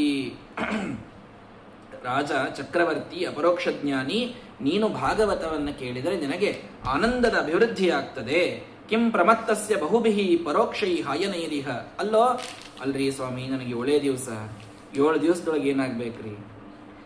ಅಲ್ಲೋ, ನೀ ಅಂತ ಪುಣ್ಯವಂತ ಅಂತ ತಿಳ್ಕೋ. ಶುಕಾಚಾರ್ಯ ಹೇಳ್ತಾರೆ, ನೀ ಇನ್ನ 7 ದಿವಸ ಇರ್ತೀಯನ್ನೋ ಗ್ಯಾರಂಟಿ ಅದಲ್ಲ. ಈ ಮುಂದಿನ ಮನುಷ್ಯಾಗಿ ನಾಳೆ ಸಾಯ್ತಾನಂತಿದ್ರೆ ಏನ್ ಮಾಡೋದು? ಅವ್ನ್ ಗ್ಯಾರಂಟಿನೇ ಇಲ್ಲ ಏನ್ ಸಾಯ್ತಾನಂತ ಅನ್ನೋದು. ಯಾವನಿಗೆ ಗೊತ್ತೇ ಇಲ್ಲ ಅವ ನಿನಕ್ಕಿಂತ ಡೇಂಜರ್. ಯಾಕಂದ್ರೆ ನೀ 7 ದಿವಸ ಅಂತೂ ಇರ್ತೀಯನ್ನೋ ಕಾನ್ಫಿಡೆನ್ಸ್ ಅದ ನಿನಗೆ. ಹಿಂಗಾಗಿ ನಿನಗೆ 7 ದಿವಸ ಅಂತ ಗೊತ್ತಿದ್ದದ್ದೇ ದೊಡ್ಡದು. ಅಷ್ಟರಲ್ಲೇ ನೀನು ಬೇಕಾದಷ್ಟು ಸಾಧನವನ್ನು ಮಾಡ್ಲಿಕ್ಕೆ ಆಗ್ತದೆ. ಖಟ್ವಾಂಗೋ ನಾಮ ರಾಜರ್ಷಿ ಜ್ಞಾತ್ವಾ ಇಯತ್ತಾಮಿಹಾಯುಷಃ ಮುಹೂರ್ತಾತ್ ಸಂಗಮುತ್ಸೃಜ್ಯ ಗತವಾನ್ ಅಭಯಂ ಹರಿಂ. ಖಟ್ವಾಂಗ ಅಂತನ್ನುವಂತಹ ಒಬ್ಬ ರಾಜನಿಗೆ ಹೇಳಿದ್ರಂತ, ಎಷ್ಟು ನನಗೆ ಆಯುಷ್ಯ ಉಳಿದದ್ರಿ ಅಂತಂದ್ರೆ 48 ನಿಮಿಷ ಉಳಿದದ್ ನೋಡಪ್ಪ ಅಂತ ಹೇಳಿದ್ರಂತ. 48 ನಿಮಿಷದೊಳಗೆ ಪೂರ್ಣ ವೈರಾಗ್ಯವನ್ನ ತಾಳಿ ಭಗವಂತನ ಅದ್ಭುತವಾದ ಧ್ಯಾನ ಮಾಡಿ ಮೋಕ್ಷಕ್ಕೆ ಹೋಗ್ತಾನೆ ಖಟ್ವಾಂಗ. ಇನ್ ನಿನಗಂತೂ 7 ದಿವಸ ಟೈಮ್ ಅದ ಅಂತಂದ್ರೆ ಬೇಕಾದ್ ಮಾಡ್ತೀನಿ. ಸಪ್ತಾಹಂ ಜೀವಿತಾವಧಿ ಉಪಕಲ್ಪ ಯತತ್ ಸರ್ವಂ ಯತ್ತಾವತ್ ಸಾಂಪ್ರಾಯಿಕಂ. ಎಲ್ಲ ನಿನ್ನ ರಾಜ್ಯ ಕೋಶ ಎಲ್ಲದರ ಮೇಲೆ ಪೂರ್ಣ ವೈರಾಗ್ಯ ತಾಳಿ ಛಿಂದ್ಯಾದ ಅಸಂಗ ಶಸ್ತ್ರೇಣ ಸ್ಪೃಹಾಂ ದೇಹೇನು ಏಚತಂ. ಉಳಿದವ್ರ ಮೇಲೆಲ್ಲ ವೈರಾಗ್ಯ ಸರಳ ತಾಳಬಹುದು, ರೊಕ್ಕ ಬ್ಯಾಡ್ ಅನ್ಬಹುದು. ದೇಹದ ಮೇಲಿನ ವೈರಾಗ್ಯ ಇದು ಬಹಳ ಕಷ್ಟ. ಹಸಿವೆ, ನೀರಡಿಕೆ ಎಲ್ಲವನ್ನೂ ತ್ಯಾಗ ಮಾಡಿ ಕೇವಲ ಭಾಗವತವನ್ನ ಪಾನ ಮಾಡಲಿಕ್ಕೆ ಅಂತ ಕೊಡ್ತಾನಲ್ಲ ಪರೀಕ್ಷಿತ, ಆ ತನ್ನ ದೇಹದ ಮೇಲೂ ಕೂಡ ತಾನು ವೈರಾಗ್ಯವನ್ನ ತಾಳಿದ. ತನುವು ತನ್ನದು ಅಲ್ಲ, ತನು ಸಂಬಂಧಿಗಳಾರೋ ತನುವಾರೋ ತಾನಾರೋ ಅವರಿಗೆ. ಧನ ಮೊದಲಾದ ವಿಷಯಗಳ ಅನುಭವ ಹಿಂದನ ಜನುಮದಂತಲ್ಲವೇ ರಂಗ, ಏಕೆ ಮಮತೆ ಕೊಟ್ಟು ದಣಿಸುವಿರಂಗ ಅಂತ ಗೋಪಾಲದಾಸರು ಹೇಳಿದಂತೆ, ತನುವು ತನ್ನದು ಅಲ್ಲ, ಈ ತನುವು ಈ ದೇಹವೂ ತನ್ನದಲ್ಲ ಅಂತನ್ನುವಂತಹ ಒಂದು ಪಕ್ವತೆ ಬರಬೇಕು ಅಂದ್ರೆ ಅದು ಪರೀಕ್ಷಿತನಂತಹ ಮಹಾನುಭಾವನಿಗೆ ಬರಬೇಕು. ಹಾಗಾಗಿ ನೀನು ಮೊದಲೇನ್ ಮಾಡು? ವೈರಾಗ್ಯದಿಂದ ನಿನ್ನ ದೇಹಾಭಿಮಾನವನ್ನ ತ್ಯಾಗ ಮಾಡು. ಗ್ರಹಾತ್ ಪ್ರವ್ರಜಿತೋ ಧೀರಃ. ಕೊನೆ ಕಾಲ ತಿಳಿದ ವ್ಯಕ್ತಿ ಏನ್ ಮಾಡಬೇಕು ಅಂತ ಒಂದು ಪ್ರಶ್ನೆ, ಅದಕ್ಕೆ ಉತ್ತರ ಕೊಡ್ತಾ ಇದ್ದಾರೆ. ಮೊದಲು ದೇಹಾಭಿಮಾನವನ್ನ ತ್ಯಾಗ ಮಾಡು. ಗ್ರಹಾತ್ ಪ್ರವ್ರಜಿತೋ ಧೀರಃ. ಗ್ರಹದಿಂದ ಹೊರಗೆ ಬಾ. ಪುಣ್ಯತೀರ್ಥ ಜಲಾಪ್ಲುತಃ. ಪುಣ್ಯತೀರ್ಥಗಳ ಕಡೆಗೆ ಹೋಗಿ ನಿಷೇವಣ ಮಾಡಿ ಶುಚೌ ವಿವಿಕ್ತಃ ಆಸೀನಃ ವಿಧಿವತ್ ಕಲ್ಪಿತಾಸನೆ. ಅತ್ಯಂತ ಶುದ್ಧ ರೀತಿಯಲ್ಲಿ ಯಾರೂ ಇಲ್ಲದ ಜಾಗದಲ್ಲಿ ಹೋಗಿ ಕುಳಿತುಕೊಂಡು ಆಸನವನ್ನು ಪರಿಕಲ್ಪನೆ ಮಾಡಿ ಅಭ್ಯಸೇನ್ ಮನಸ ಶುದ್ಧಂ ತ್ರಿವೃತ್ ಬ್ರಹ್ಮಾಕ್ಷರಂ ಪರಂ ಓಂಕಾರದಿಂದ ಭಗವಂತನ ಧ್ಯಾನವನ್ನು ಮಾಡ್ತಾ ಮನೋ ಯಚ್ಛೇದ್ ಜಿತಶ್ವಾಸೋ ಬ್ರಹ್ಮಬೀಜ ಮನುಸ್ಮರನ್ ಬ್ರಹ್ಮನ ಸ್ಮರಣೆಯನ್ನು ಮಾಡ್ತಾ ಶ್ವಾಸವನ್ನು ಗೆದ್ದು ತಾನು ಭಗವಂತನ ಸ್ಮರಣೆಯನ್ನು ಮಾಡಬೇಕಲ್ಲಿ. ತತ್ರ ಏಕಾವಯಂ ಧ್ಯಾಯೇದ್ ಅವ್ಯುಚ್ಛಿನ್ನೇನ ಚೇತಸ ಮನೋ ನಿರ್ವಿಷಯಂ ಯುಂಕ್ತ್ವಾ ತತ್ಕಿಂಚಿನ್ನ ಸಂಸ್ಮರೇತ್ ಪದಂ ತತ್ ಪರಮಂ ವಿಷ್ಣೋರ್ ಮನೋ ಯತ್ರ ಪ್ರಸೀದತಿ. ಯಾವ ಭಗವಂತನ ಆ ಪಾದಕಮಲವನ್ನು ಧ್ಯಾನ ಮಾಡ್ತಾ, ಏನ್ ಪಾದ, ಸಾಕ್ಷಾತ್ ಗಂಗೆಗೆ ಕಾರಣವಾದ ಪಾದ, ಬಲಿಯ ಉದ್ಧಾರವನ್ನು ಮಾಡಿದ ಪಾದ, ಅಹಲ್ಯೆಯ ಕಲ್ಲಿನ ಸ್ತ್ರೀಯನ್ನ ಮಾಡಿದಂಥ ಪಾದ, ಅಂಥ ಪರಮ ಪಾದದ ಸ್ಮರಣೆಯನ್ನು ಮಾಡ್ತಾ ಧ್ವಜ ವಜ್ರಾಂಕುಶ ಪದ್ಮ ಚಿಹ್ನವತ ಅಂತ ಹೇಳಿದಂಥ ಆ ಪಾದಸ್ಮರಣವನ್ನು ಮಾಡ್ಕೊಳ್ತಾ ಎಲ್ಲವನ್ನ ತಾನು ಮರಿಬೇಕು, ಕೇವಲ ಭಗವಂತನ ಸ್ಮರಣೆಯನ್ನ ತಾನು ಮಾಡ್ತಾ ಇರಬೇಕು. ಯಥಾ ಸಂಧಾರ್ಯತೆ ಬ್ರಹ್ಮನ್ ಧಾರಣಾ ಯತ್ರ ಸಮ್ಮತ ಯಾದೃಶೀವಾ ಹರೇದಾಶ ಪುರುಷಸ್ಯ ಮನೋಬಲಂ. ಎಂಥದ್ರಿ ಅದು ಧ್ಯಾನ ಹೇಳ್ರಿ, ನನ್ನ ಮನಸ್ಸಿನ ಎಲ್ಲ ಮಲವನ್ನ ತೆಗೆದುಹಾಕುವಂತಹ ಭಗವಂತನ ಧ್ಯಾನವನ್ನ ಮಾಡುವ ಪ್ರಕ್ರಿಯೆಯನ್ನು ನನಗೆ ತಿಳಿಸ್ಕೊಡ್ರಿ ಅಂತ ಪ್ರಶ್ನೆಯನ್ನ ಮಾಡಿದರೆ ಶುಕಾಚಾರ್ಯ ಹೇಳ್ತಾರೆ, ಆಸನವನ್ನ ಗೆದ್ದು, ಶ್ವಾಸವನ್ನ ಗೆದ್ದು, ಸಂಘವನ್ನ ಗೆದ್ದು, ಇಂದ್ರಿಯಗಳನ್ನ ಗೆದ್ದು ಸ್ಥೂಲವಾದ ಭಗವಂತನ ರೂಪವನ್ನ ನೀನು ಮೊದಲು ಚಿಂತನವನ್ನ ಮಾಡಬೇಕು. ಇದೆಲ್ಲ ಸ್ವಲ್ಪ ಹೇಳಿದ್ನಲ್ಲ, ಟೆಕ್ನಿಕಲ್ ಆದಂಥ ವಿಷಯ ಅದು ಬರ್ತಾ ಇರೋದು. ಆದರೆ ಇದೆಲ್ಲ ನಮಗೆ ಬಹುಶಃ ಇದು ನಮಗೆ ಹೇಳಿದ್ ಕಾಣಿಸ್ತದ್ರಿ. ಸಾಯೋರಿಗೆ ಹೇಳ್ಯಾರ, ಮತ್ತು ನೀವು ಸಾಯಂಗಿಲ್ಲ ಅಂತ ನಿಮಗೆ ಅನಿಸ್ತಿದ್ರೆ ನಿಮಗೆ ಹೇಳಿಲ್ಲ ಅಂತ ತಿಳ್ಕೊಬಹುದು. ಆದರೆ ಮನುಷ್ಯ ತಾನು ತನ್ನ ಮೃತ್ಯುವನ್ನ ತಾನು ಖಚಿತ ಮಾಡಿಕೊಂಡೇ ಹುಟ್ಟುತ್ತಾನಾದ್ದರಿಂದ ಎಲ್ಲರೂ ಕೂಡ ಇದನ್ನು ತಿಳಿದುಕೊಳ್ಳೋದು ಅನಿವಾರ್ಯ. ಕೊನೆಯ ಕಾಲದಲ್ಲಿ ನಾವು ಭಗವಂತನ ಸ್ಮರಣೆಯನ್ನು, ಆ ವ್ಯಾಪ್ತನಾದ ಭಗವಂತನ ಉಪಾಸನೆಯನ್ನು ಮಾಡುವಂತಹ ರೀತಿಯನ್ನು ತಿಳಿಸಿಕೊಡ್ತಾರೆ. ವೈರಾಜ ಪುರುಷೋಯೋಸೌ ಭಗವಾನ್ ಧಾರಣಾಶ್ರಯ. ವೈರಾಜ ನಾಮಕ ಭಗವಂತನ ವಿರಾಟ್ ರೂಪ ಅಂತಿದೆ. ಆ ವಿರಾಟ್ ರೂಪವನ್ನು ಧ್ಯಾನ ಮಾಡ್ರಿ. ಎಂಥ ವಿರಾಟ್ ರೂಪ? ಪ್ರತಿಮಾಪೇಕ್ಷೆಯ ಅಂಗಾನಿ ಸ್ವರೂಪಾಪೇಕ್ಷೆಯ ತಜ್ಜಾನಿ ತದಾಶ್ರಿತಾನಿ ಚ ಅಂತ ತಾತ್ಪರ್ಯದಲ್ಲಿ ಶ್ರೀಮದಾಚಾರ್ಯ ತಿಳಿಸ್ತಾರೆ. ಅಂದ್ರೆ ಭಗವಂತನ ಒಂದು ದೊಡ್ಡದಾದ ರೂಪ ಇದೆ. ವಿರಾಟ್ ಅಂದ್ರೆ ವ್ಯಾಪ್ತವಾದ ರೂಪ. ಪಾತಾಳದಿಂದ ಸತ್ಯಲೋಕದ ತನಕ ಒಂದೇ ದೊಡ್ಡ ರೂಪ ಇದೆ. ಅದು ಪ್ರತಿಮಾಪೇಕ್ಷೆಯ, ಅದು ಅವುಗಳಿಗೆ ಅಂಗಗಳಿವೆ. ಆದರೆ ಲೋಕ ಆಯಾ ಅಂಗದಿಂದ ಹುಟ್ಟಿದೆ ಅಥವಾ ಅಲ್ಲಿ ಆಶ್ರಿತವಾಗಿದೆ ಅಂತ ತಿಳ್ಕೊಬೇಕು. ಈಗ ಹೆಂಗಂದ್ರೆ ಪಾತಾಳಮೇತಸ್ಯ ಹಿ ಪಾದಮೂಲಂ ಪಠಂತಿ ಪಾರ್ಷ್ಣಿ ಪ್ರಪದೇ ರಸಾತಲಂ. ಅವನ ಪಾದದ ಕೆಳಭಾಗದಲ್ಲಿ ಪಾತಾಳ ಅಂತಿದೆ. ಅಂದ್ರೆ ಅವನ ಪಾದನೇ ಪಾತಾಳ ಅಂತ ಅರ್ಥ ಅಲ್ಲ. ಆ ಪಾತಾಳ ಅವನ ಪಾದದಿಂದ ಹುಟ್ಟಿ ಅಲ್ಲಿ ಆಶ್ರಯವನ್ನು ಪಡ್ಕೊಂಡು ಅಲ್ಲಿದೆ ಅಂತ ಈ ಅರ್ಥದಲ್ಲಿ ಹೇಳಬೇಕು. ಅವನ ಪಾದೇ ಪಾತಾಳ, ಅವನ ಪಾರ್ಷ್ಣಿನೇ ರಸಾತಲ, ಹಿಂಗ ಅರ್ಥವನ್ನು ಮಾಡಬಾರ್ದು. ಹೀಗಾಗಿ ಕಾಲ್ ಕೆಳಗೆ ಪಾತಾಳವಿದೆ, ಮೇಲ್ಗಡೆಗೆ ರಸಾತಲ. ಮಹಾತಲಂ ವಿಶ್ವಸುಜ ಸುಗುಲ್ಫೌ, ಅವನ ಗುಲ್ಫ ಭಾಗದಲ್ಲಿ ಮಹಾತಲ, ಅವನ ಜಂಘಾ ಮೊಣಕಾಲಿನ ಭಾಗದಲ್ಲಿ ತಲಾತಲ, ಅವನ ಎರಡೂ ಕೂಡ ಮೊಣಕಾಲುಗಳಲ್ಲಿ ಸುತಲ ಮತ್ತು ದ್ವೇ ಜಾನುನಿ ಸುತಲಂ. ಮೇಲೆ ಅವನ ಎರಡು ತೊಡೆಗಳಲ್ಲಿ ವಿತಲ ಮತ್ತು ಅತಳ ಅನ್ನುವಂಥದ್ದು. ಅವನ ಜಗನದಲ್ಲಿ, ಅವನ ಕಟಿಭಾಗದೊಳಗೆ, ಸೊಂಟದ ಭಾಗದೊಳಗೆ ಮಧ್ಯಭಾಗದಲ್ಲಿ ಈ ಮಹೀತಲ. ಅಂದ್ರೆ ಈ ಇವತ್ತಿರ್ತಕ್ಕಂತಹ ಭೂಮಿ ಇದು ಭಗವಂತನ ಕಟಿಭಾಗದಲ್ಲಿ, ಮಧ್ಯಭಾಗದಲ್ಲಿ ಇದೆ. ಒಟ್ಟು 14 ಲೋಕಗಳು. ಈ ಭೂಮಿಯ ಕೆಳಗೆ ಎಲ್ಲಕ್ಕಿಂತಲೂ ಕೆಳಗಿರುವಂಥದ್ದು ಪಾತಾಳ. ಆ ಪಾತಾಳದ ಮೇಲೆ ರಸಾತಳ, ಅದರ ಮೇಲೆ ಮಹಾತಳ, ಅದರ ಮೇಲೆ ತಲಾತಲ, ಅದರ ಮೇಲೆ ಸುತಳ, ಅದರ ಮೇಲೆ ವಿತಲ, ಮೇಲೆ ಅತಳ. ಹೀಗೆ ಅದರ ಮೇಲೆ ಭೂಮಿಯ ಮೇಲೆ ಭುವಃ ಸ್ವಹ ಮಹಾ ಜನ ತಪ ಸತ್ಯ ಅಂತ ಹೀಗೆ ಒಟ್ಟಾರೆ 14 ಲೋಕಾತ್ಮಕವಾದಂತಹ ಈ ಬ್ರಹ್ಮಾಂಡ ಭಗವಂತನ ವಿರಾಟ್ ರೂಪದ ಒಂದೊಂದು ಅಂಗವನ್ನ ಆಶ್ರಯಿಸಿಕೊಂಡಿದೆ ಅನ್ನುವ ಧ್ಯಾನವನ್ನ ಆ ವ್ಯಕ್ತಿ ತಾನು ಕೊನೆಯಲ್ಲಿ ಮಾಡಬೇಕು. ಅವನ ನಭಸ್ಥಲಂ ನಾಭಿಸರೋ ಗೃಣಂತಿ. ಅವನ ನಭ, ಈ ಭುವೋಲೋಕ ಅಂತಂತೀವಲ್ಲ, ಅಂತರಿಕ್ಷ ಆಕಾಶ, ಇದು ಅವನ ನಾಭಿಕಮಲದಲ್ಲಿದೆ. ಇನ್ನು ಅವನ ಉರಸ್ಥಳದಲ್ಲಿ ಸ್ವರ್ಗ ಅನ್ನುವಂಥದ್ದು, ಸ್ವರ್ಲೋಕ ಅನ್ನೋದು ಅವನ ಎದೆಯ ಭಾಗದಲ್ಲಿದೆ. ಅವನ ಗ್ರೀವಾದೊಳಗೆ ಮಹೋಲೋಕ, ಅವನ ವದನದೊಳಗೆ ಅರ್ಥಾತ್ ಅವನ ಮುಖದೊಳಗೆ ಜನೋಲೋಕ, ಅವನ ಲಲಾಟದಲ್ಲಿ ತಪೋಲೋಕ, ಅವನ ತಲೆಯಲ್ಲಿ ಸತ್ಯಲೋಕ. ಹೀಗೆ ಒಂದೊಂದು ಲೋಕ ಅದನ್ನು ಆಶ್ರಯಿಸಿಕೊಂಡಿದೆ.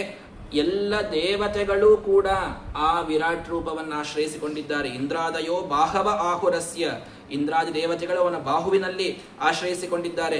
ಅಶ್ವಿನಿ ದೇವತೆಗಳು ಅವನ ಮೂಗಿನೊಳಗೆ, ದಿಗಭಿಮಾನಿ ದೇವತೆಗಳು ಅವನ ಕರ್ಣದೊಳಗೆ, ಅಗ್ನಿ ಅವನ ಮುಖವನ್ನು ಬಾಯಿಯನ್ನು ಆಶ್ರಯಿಸಿಕೊಂಡಿದ್ದಾರೆ, ಸೂರ್ಯಚಂದ್ರರು ಅವನ ಕಣ್ಣುಗಳನ್ನು ಆಶ್ರಯಿಸಿಕೊಂಡಿದ್ದಾರೆ. ಹೀಗೆ ಬೇರೆ ಬೇರೆ ಎಲ್ಲವೂ ಕುಕ್ಷಿ ಸಮುದ್ರ ಗಿರಯೋ ಅಸ್ಥಿ ಸಂಗಾಹ, ಅವನ ಅಸ್ಥಿಗಳನ್ನು ಆಶ್ರಯಿಸಿಕೊಂಡು ಪರ್ವತಗಳು ನಿಂತಿವೆ, ಅವನ ಕುಕ್ಷಿಯನ್ನು ಆಶ್ರಯಿಸಿ ಸಮುದ್ರಗಳು ನಿಂತಿವೆ, ಅವನ ಒಂದೊಂದು ನಾಡಿಯೊಳಗೆ ಒಂದೊಂದು ನದಿಗಳು ಅವು ಹರಿತಾ ಇವೆ. ತನೂರುಹಾಣಿ ಮಹೀರೂಹ ವಿಶ್ವತನೋ ನೃಪೇಂದ್ರ, ಒಂದೊಂದು ಗಿಡ ಅವನ ಒಂದೊಂದು ಕೂದಲನ್ನು ಆಶ್ರಯಿಸಿಕೊಂಡಿದೆ. ಹೀಗೆ ಅವನ ವಿಜ್ಞಾನ ಶಕ್ತಿ, ಕ್ರಿಯಾಶಕ್ತಿ ಇವೆಲ್ಲವನ್ನು ಆಶ್ರಯಿಸಿಕೊಂಡು ಸರ್ವೇ ಮೃಗಾಹ ಪಶವಃ ಶ್ರೋಣಿದೇಶೆ, ಹೀಗೆ ಪ್ರತಿಯೊಂದು ಇಡಿಯಾದ ಬ್ರಹ್ಮಾಂಡ ಜಗತ್ತು ಅದರೊಳಗಿದ್ದ ಒಂದೊಂದು ಚರಾಚರ ವಸ್ತುವು ಕೂಡ ಭಗವಂತನನ್ನ ಆಶ್ರಯಿಸಿಕೊಂಡಿದೆ.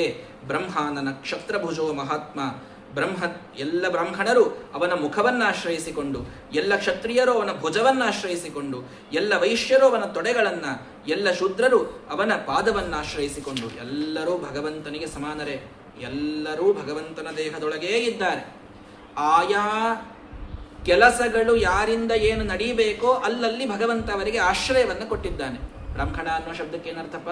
ಬ್ರಹ್ಮ ಅಣತೀತಿ ಬ್ರಾಹ್ಮಣಂ, ಬ್ರಹ್ಮನನ್ನ ತಿಳಿದುಕೊಳ್ಳುವ, ಇನ್ನೊಬ್ಬರಿಗೆ ಹೇಳುವ ವ್ಯಕ್ತಿ. ಕೇವಲ ಹುಟ್ಟಿದ ಮಾತ್ರಕ್ಕೆ ಯಾವನು ಬ್ರಾಹ್ಮಣ ಅಂತಾಗುವುದಿಲ್ಲ, ಜನಿವಾರ ಧರಿಸಿದ್ದಕ್ಕೆ ಯಾವನು ಬ್ರಾಹ್ಮಣ ಅಂತಾಗುವುದಿಲ್ಲ. ಯಾವನು ದೇವರನ್ನ ತಿಳ್ಕೊಳ್ತಾನೋ, ಯಾವನು 4 ಜನರಿಗೆ ಅವನನ್ನ ಹೇಳ್ತಾನೋ, ಯಾಕೆಂದ್ರೆ ಮುಖವನ್ನ ಭಗವಂತನ ಬಾಯಿಯನ್ನು ಆಶ್ರಯಿಸಿಕೊಂಡಿದ್ದಾರೆ ಬ್ರಾಹ್ಮಣರು, ಬಾಯಿ ಮಾಡುವ ಕೆಲಸವನ್ನ ಮಾಡಬೇಕವರು. ಕ್ಷತ್ರಿಯರು ಭುಜವನ್ನ ಆಶ್ರಯಿಸಿಕೊಂಡು, ಅರ್ಥಾತ್ ಬಾಹುಬಲವನ್ನು ಆಶ್ರಯಿಸಿಕೊಂಡಿರೋರು, ಇಡೀ ಜಗತ್ತಿನ ಕ್ಷೇಮವನ್ನ ರಕ್ಷಣವನ್ನ ಅವರು ಮಾಡಬೇಕು. ಹೀಗೆ ಪ್ರತಿಯೊಂದನ್ನ ಕೂಡ ಭಗವಂತನ ದೇಹದಿಂದಲೇ ಎಲ್ಲ ಮನುಷ್ಯರು ಬಂದು ಎಲ್ಲರೂ ತಮ್ಮ ತಮ್ಮ ಕೆಲಸವನ್ನ ಅತ್ಯಂತ ಶ್ರದ್ಧೆಯಿಂದ ಮಾಡಬೇಕು ಅಂತನ್ನುವುದನ್ನ ಭಾಗವತ ತಿಳಿಸಿಕೊಡ್ತಾರೆ. ಇದನ್ನ ಮೊದಲಿಗೆ ಚಿಂತನವನ್ನ ನೀನು ಮಾಡು. ಸರಿ, ಈ ಚಿಂತನೆ ಮಾಡಬೇಕಾದಾಗ ಬೇಕಾದಷ್ಟು ಶಬ್ದಗಳು ಕೇಳಿಸ್ತಾವ, ಅಲ್ಲಿ ಯಾರೋ ಬೇರೆ ದೇವತೆಗಳಿರ್ತಾರೆ, ಏನೇನೋ ನೋಡ್ತೀವಿ, ಏನೇನೋ ಅಂತೂ ನೀ ಏನು ನೋಡಿದ್ರು ನಿನಗೆ ಅದಕ್ಕೊಂದು ನಾಮ ಅದನ, ಅದಕ್ಕೊಂದು ಶಬ್ದ ಅದನ. ಸರಿ, ಅದನ್ನು ಹೆಂಗೆ ಚಿಂತನೆ ಮಾಡು? ಅದ್ಭುತವಾದಂತಹ ಶ್ಲೋಕ. ದ್ವಿತೀಯೇ ದ್ವಿತೀಯೇ ದ್ವಿತೀಯೇ ಅದ್ವಿತೀಯೋಹಂ ಅಂತ ಯಾದವಾರ್ಯರ ಒಂದು ಮಾತು. 2ನೇ ಸ್ಕಂದದ 2ನೇ ಅಧ್ಯಾಯದ 2ನೇ ಶ್ಲೋಕದೊಳಗೆ ನಾನು ಅದ್ವಿತೀಯನಾಗೀನಿ ಅಂತ. ಏನದು ಶ್ಲೋಕ? ಶಬ್ದಸ್ಯ ಹಿ ಬ್ರಹ್ಮಣ ಏಷ ಪಂಥ ಯನ್ನಾಮಭಿರ್ಧ್ಯಾಯತಿ ಧೀರಪಾರ್ಥೈಃ ಪರಿಭ್ರಮಂಸ್ತತ್ರ ನವಿಂದತೀರ್ಥಾನ್ ಮಾಯಾಮಯೇ ವಾಸನಯಾಶಯಾನಃ. ಶಬ್ದಸ್ಯ ಹಿ ಬ್ರಹ್ಮಣ ಏಷ ಪಂಥ, ಪ್ರತಿಯೊಂದು ಶಬ್ದಕ್ಕೆ ನಿಮಿತ್ತನಾದವ ಭಗವಂತನೇ. ಇದನ್ನ ಅರ್ಥ ಮಾಡಿಕೊಳ್ಳಿ. ಉಳಿದ ಎಲ್ಲವೂ ಇವೆ ಅಲ್ಲ, ಅಪಾರ್ಥೈಹಿ, ಅಪಾರ್ಥಗಳವು. ಏನು ಅಪಾರ್ಥ? ಇಂದ್ರದೇವರನ್ನ ಇಂದ್ರ ಅಂತ ತಿಳ್ಕೊಂಡಿ ಅಂದ್ರೆ ಅಪಾರ್ಥ ಮಾಡ್ಕೊಂಡಿ ಅಂತ ಅರ್ಥ. ಅಗ್ನಿಯನ್ನ ಅಗ್ನಿ ದೇವತಾ ಅಂತ ತಿಳ್ಕೊಂಡಿ ಅಂದ್ರೆ ಅಪಾರ್ಥ ಮಾಡ್ಕೊಂಡಿ ಅಂತ ಅರ್ಥ. ಏನ್ರಿ ಪಾಪ ಅವ್ರ ಹೆಸರುಗಳನ್ನೇ ಅಪಾರ್ಥ ಅಂದ್ ಬಿಡ್ಲಿಗತ್ತಿರಲ್ಲ ನೀವು. ಹೌದು, ಪರಿಭ್ರಮನ್ಸ್ತತ್ರ ನವಿಂದತೆ ಅರ್ಥಾನ್. ಯಾಕಂದ್ರೆ ಆ ನಿಜವಾದ ಅರ್ಥ ಅವರೊಳಗಿಲ್ಲ. ಇಂದ್ರ ಅನ್ನೋ ಶಬ್ದಕ್ಕೆ ಅರ್ಥ ಏನು? ಪರಮ ಐಶ್ವರ್ಯ ಇದ್ದವನಿಗೆ ಇಂದ್ರ ಅಂತ ಕರಿತಿ. ಪರಮ ಐಶ್ವರ್ಯ ಇರೋದು ಕೇವಲ ಭಗವಂತನೊಳಗೆ, ಇನ್ಯಾರೊಳಗೂ ಇಲ್ಲ. ಹಿಂಗಾಗಿ ಇವರೆಲ್ಲರೂ ಇಂದ್ರ ಹೆಸರಿಗಷ್ಟೇ. ರಾಜ ಅಂತ ಹೆಸರು ಇರ್ತದಪ್ಪ, ಹೆಸರಿದ್ ಮಾತ್ರಕ್ಕೆ ರಾಜ ಇರ್ತಾನೆ? ನಮ್ಮ ಇರಂಗಿಲ್ಲ. ನಿಜವಾದ ರಾಜ ಯಾರು? ಭಗವಂತನೇ, ಅವನೇ ರಾಜ. ಒಂದೊಂದು ಶಬ್ದವನ್ನ ನೀನು ಕೇಳಿದಾಗಲೂ ಆ ಶಬ್ದಕ್ಕೆ ಏನು ನಿಮಿತ್ತ, ಏನು ಕಾರಣಕ್ಕೆ ಆ ಶಬ್ದ ಬಂತು, ಆ ಗುಣ ಅದು ಭಗವಂತನಲ್ಲಿ ಮಾತ್ರ ಇರ್ತದೆ. ಆದ್ದರಿಂದ ಶಬ್ದಸ್ಯ ಹಿ ಬ್ರಹ್ಮಣ ಏಷ ಪಂಥ. ವೇದದ ಒಂದೊಂದು ಶಬ್ದಕ್ಕೂ ಕೂಡ ವಾಚ್ಯನಾದಂಥವ ಭಗವಂತನೇ. ಓಂ ಈಕ್ಷತೆಹೇ ನ ಅಶಬ್ದಂ ಓಂ. ಕೃಷ್ಣ ಪರಮಾತ್ಮ ಗೀತೆಯಲ್ಲಿ ಹೇಳಿದ, ವೇದೈಶ್ಚ ಸರ್ವೈಹಿ ಅಹಮೇವ ವೇದ್ಯಃ ವೇದಾಂತಕೃದ್ ವೇದ ವಿದೇವ ಚಾಹಂ ಅಂತ ಹೇಳಿದಂತೆ ಪ್ರತಿಯೊಂದು ಶಬ್ದಕ್ಕೂ ನಾನೇ ವಾಚ್ಯ.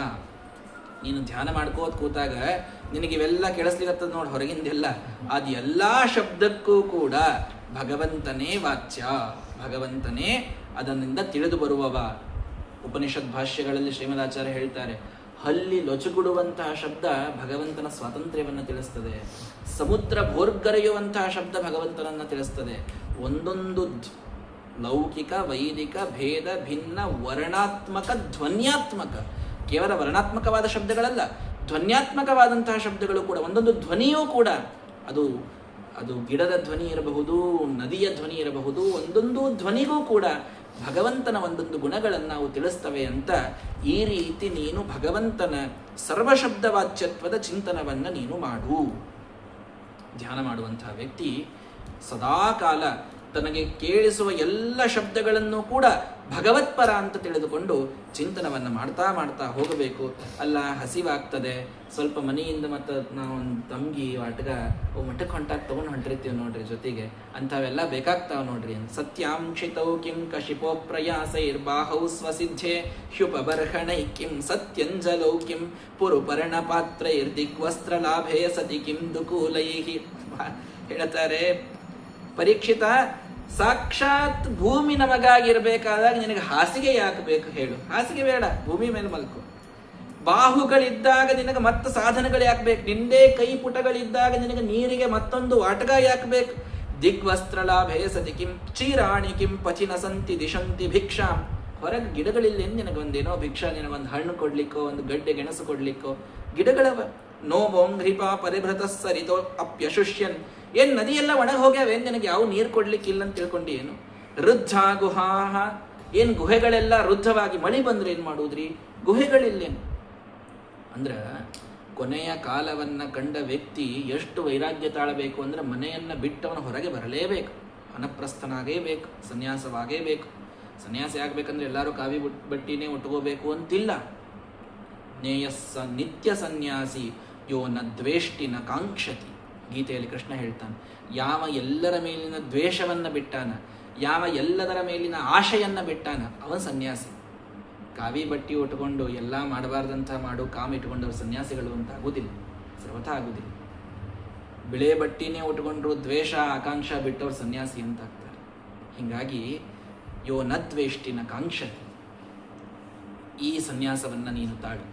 ಎಲ್ಲದರ ಮೇಲೆ ಮೋಹವನ್ನು ಕಳೆದುಕೋ. ಯಾವ ಹಾಸಿಗೆ ಬೇಡ, ಯಾವ ಉಪಸಾಧನಗಳು ಬೇಡ, ಏನು ಬೇಡ.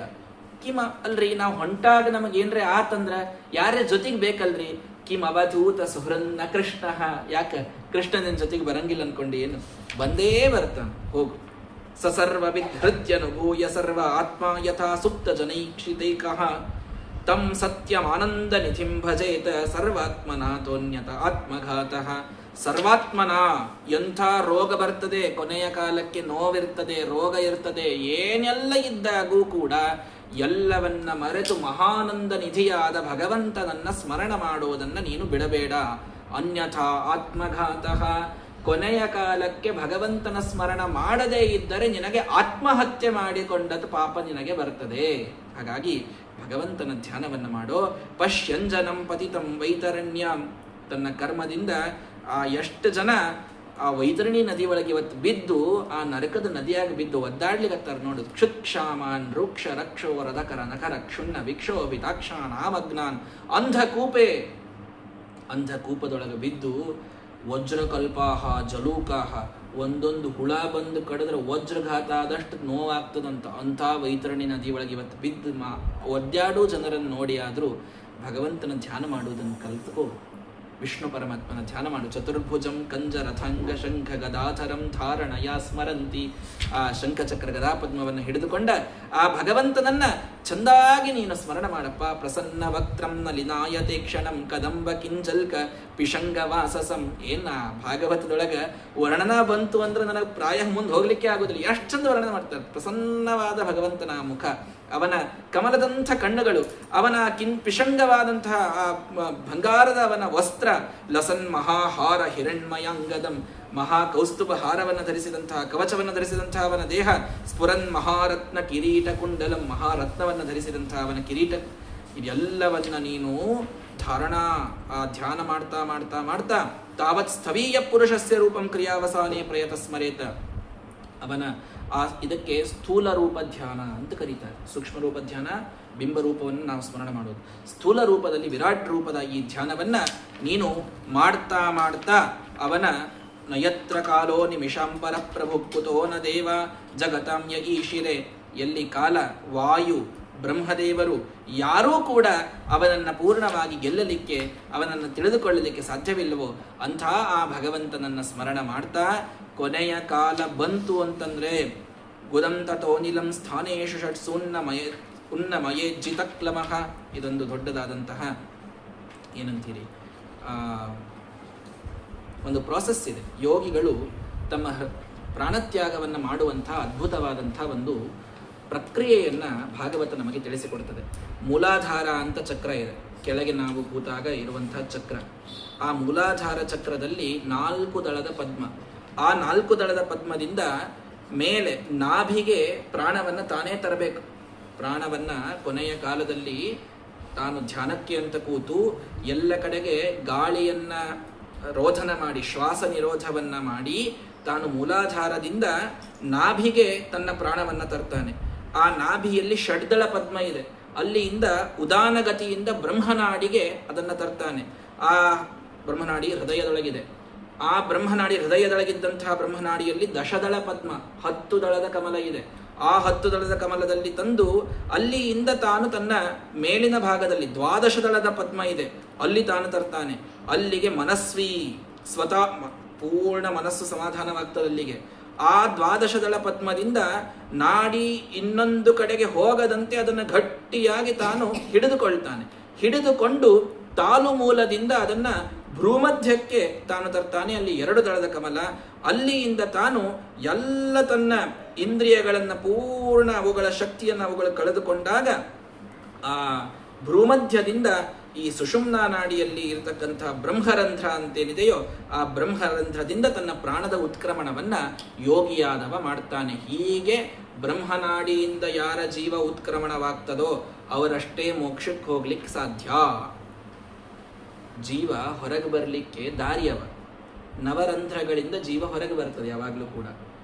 ಕೆಲವ್ರದ್ದು ಕಿವಿಯಿಂದ ಜೀವ ಹೊರಗೆ ಹೋಗ್ಬೇಕಾದಾಗ ಅವ್ರದ್ದು ಹೋಗ್ಬೇಕಾದಾಗ ಕಿವಿಯಾಗ ರಕ್ತ ಬಂದಿರ್ತದೆ. ಏನೋ ಕಿವಿ ಪೆಟ್ಟಾಗಿರಂಗಿಲ್ಲ, ತಾನಾಗಿ ರಕ್ತ ಬಂದಿರ್ತದೆ. ಆಕ್ಸಿಡೆಂಟ್ ಆದಾಗ ಬರೋ ರಕ್ತ ಅಲ್ಲ, ತಾನಾಗಿ ಬಂದಿರ್ತದೆ. ಕೆಲವರಿಗೆ ಮೂಗಿನಿಂದ ಜೀವ ಹೋದ್ರೆ ಮೂಗಿನಾಗ ಬಂದಿರ್ತದೆ. ಕೆಲವರು ಬಾಯಿ ತೆಗೆದು ಅಂದ್ರೆ ಜೀವ ಹೋಗುವಾಗ ಬಾಯಿ ತೆಗೆದು ಬಿಟ್ಟಿರ್ತಾರೆ, ಯಾಕಂದ್ರೆ ಬಾಯಿಯಿಂದ ಜೀವ ಹೋಗಿರ್ತದೆ, ಬಾಯಿ ಮುಚ್ಚೋದಿಲ್ಲ. ಕೆಲವರಿಗೆ ಕಣ್ಣಿಂದ ಹೋಗಿರ್ತದೆ, ಕೆಲವರಿಗೆ ಬೇರೆ ಬೇರೆ ರಂಧ್ರಗಳಿಂದ ಜೀವತ್ಯಾಗ ಆಗಿರ್ತದೆ. ಆದರೆ ಯಾರು ಮೋಕ್ಷಕ್ಕೆ ಹೋಗ್ತಾರೆ ನೋಡ್ರಿ, ಅವ್ರ ಜೀವತ್ಯಾಗ ಬ್ರಹ್ಮರಂಧ್ರದಿಂದ ಆಗ್ತದೆ. ಈ ಎಲ್ಲ ನವದ್ವಾರಗಳನ್ನು ಮುಚ್ಚಿ ಅವರು ತಮ್ಮ ಪ್ರಾಣವನ್ನು ತಾವೇ ಮೂಲಾಧಾರದಿಂದ ಮೇಲ್ ತರ್ತಾ ಅವರು ಈ ಒಂದು ಸುಷುಮ್ನಾ ನಾಡಿದ್ವಾರ ಬ್ರಹ್ಮರಂಧ್ರದಿಂದ ಅದನ್ನು ತ್ಯಾಗ ಮಾಡಿರ್ತಾರೆ. ಈ ನೆತ್ತಿ ಒಡೆದಿರ್ತದ ಅವ್ರು.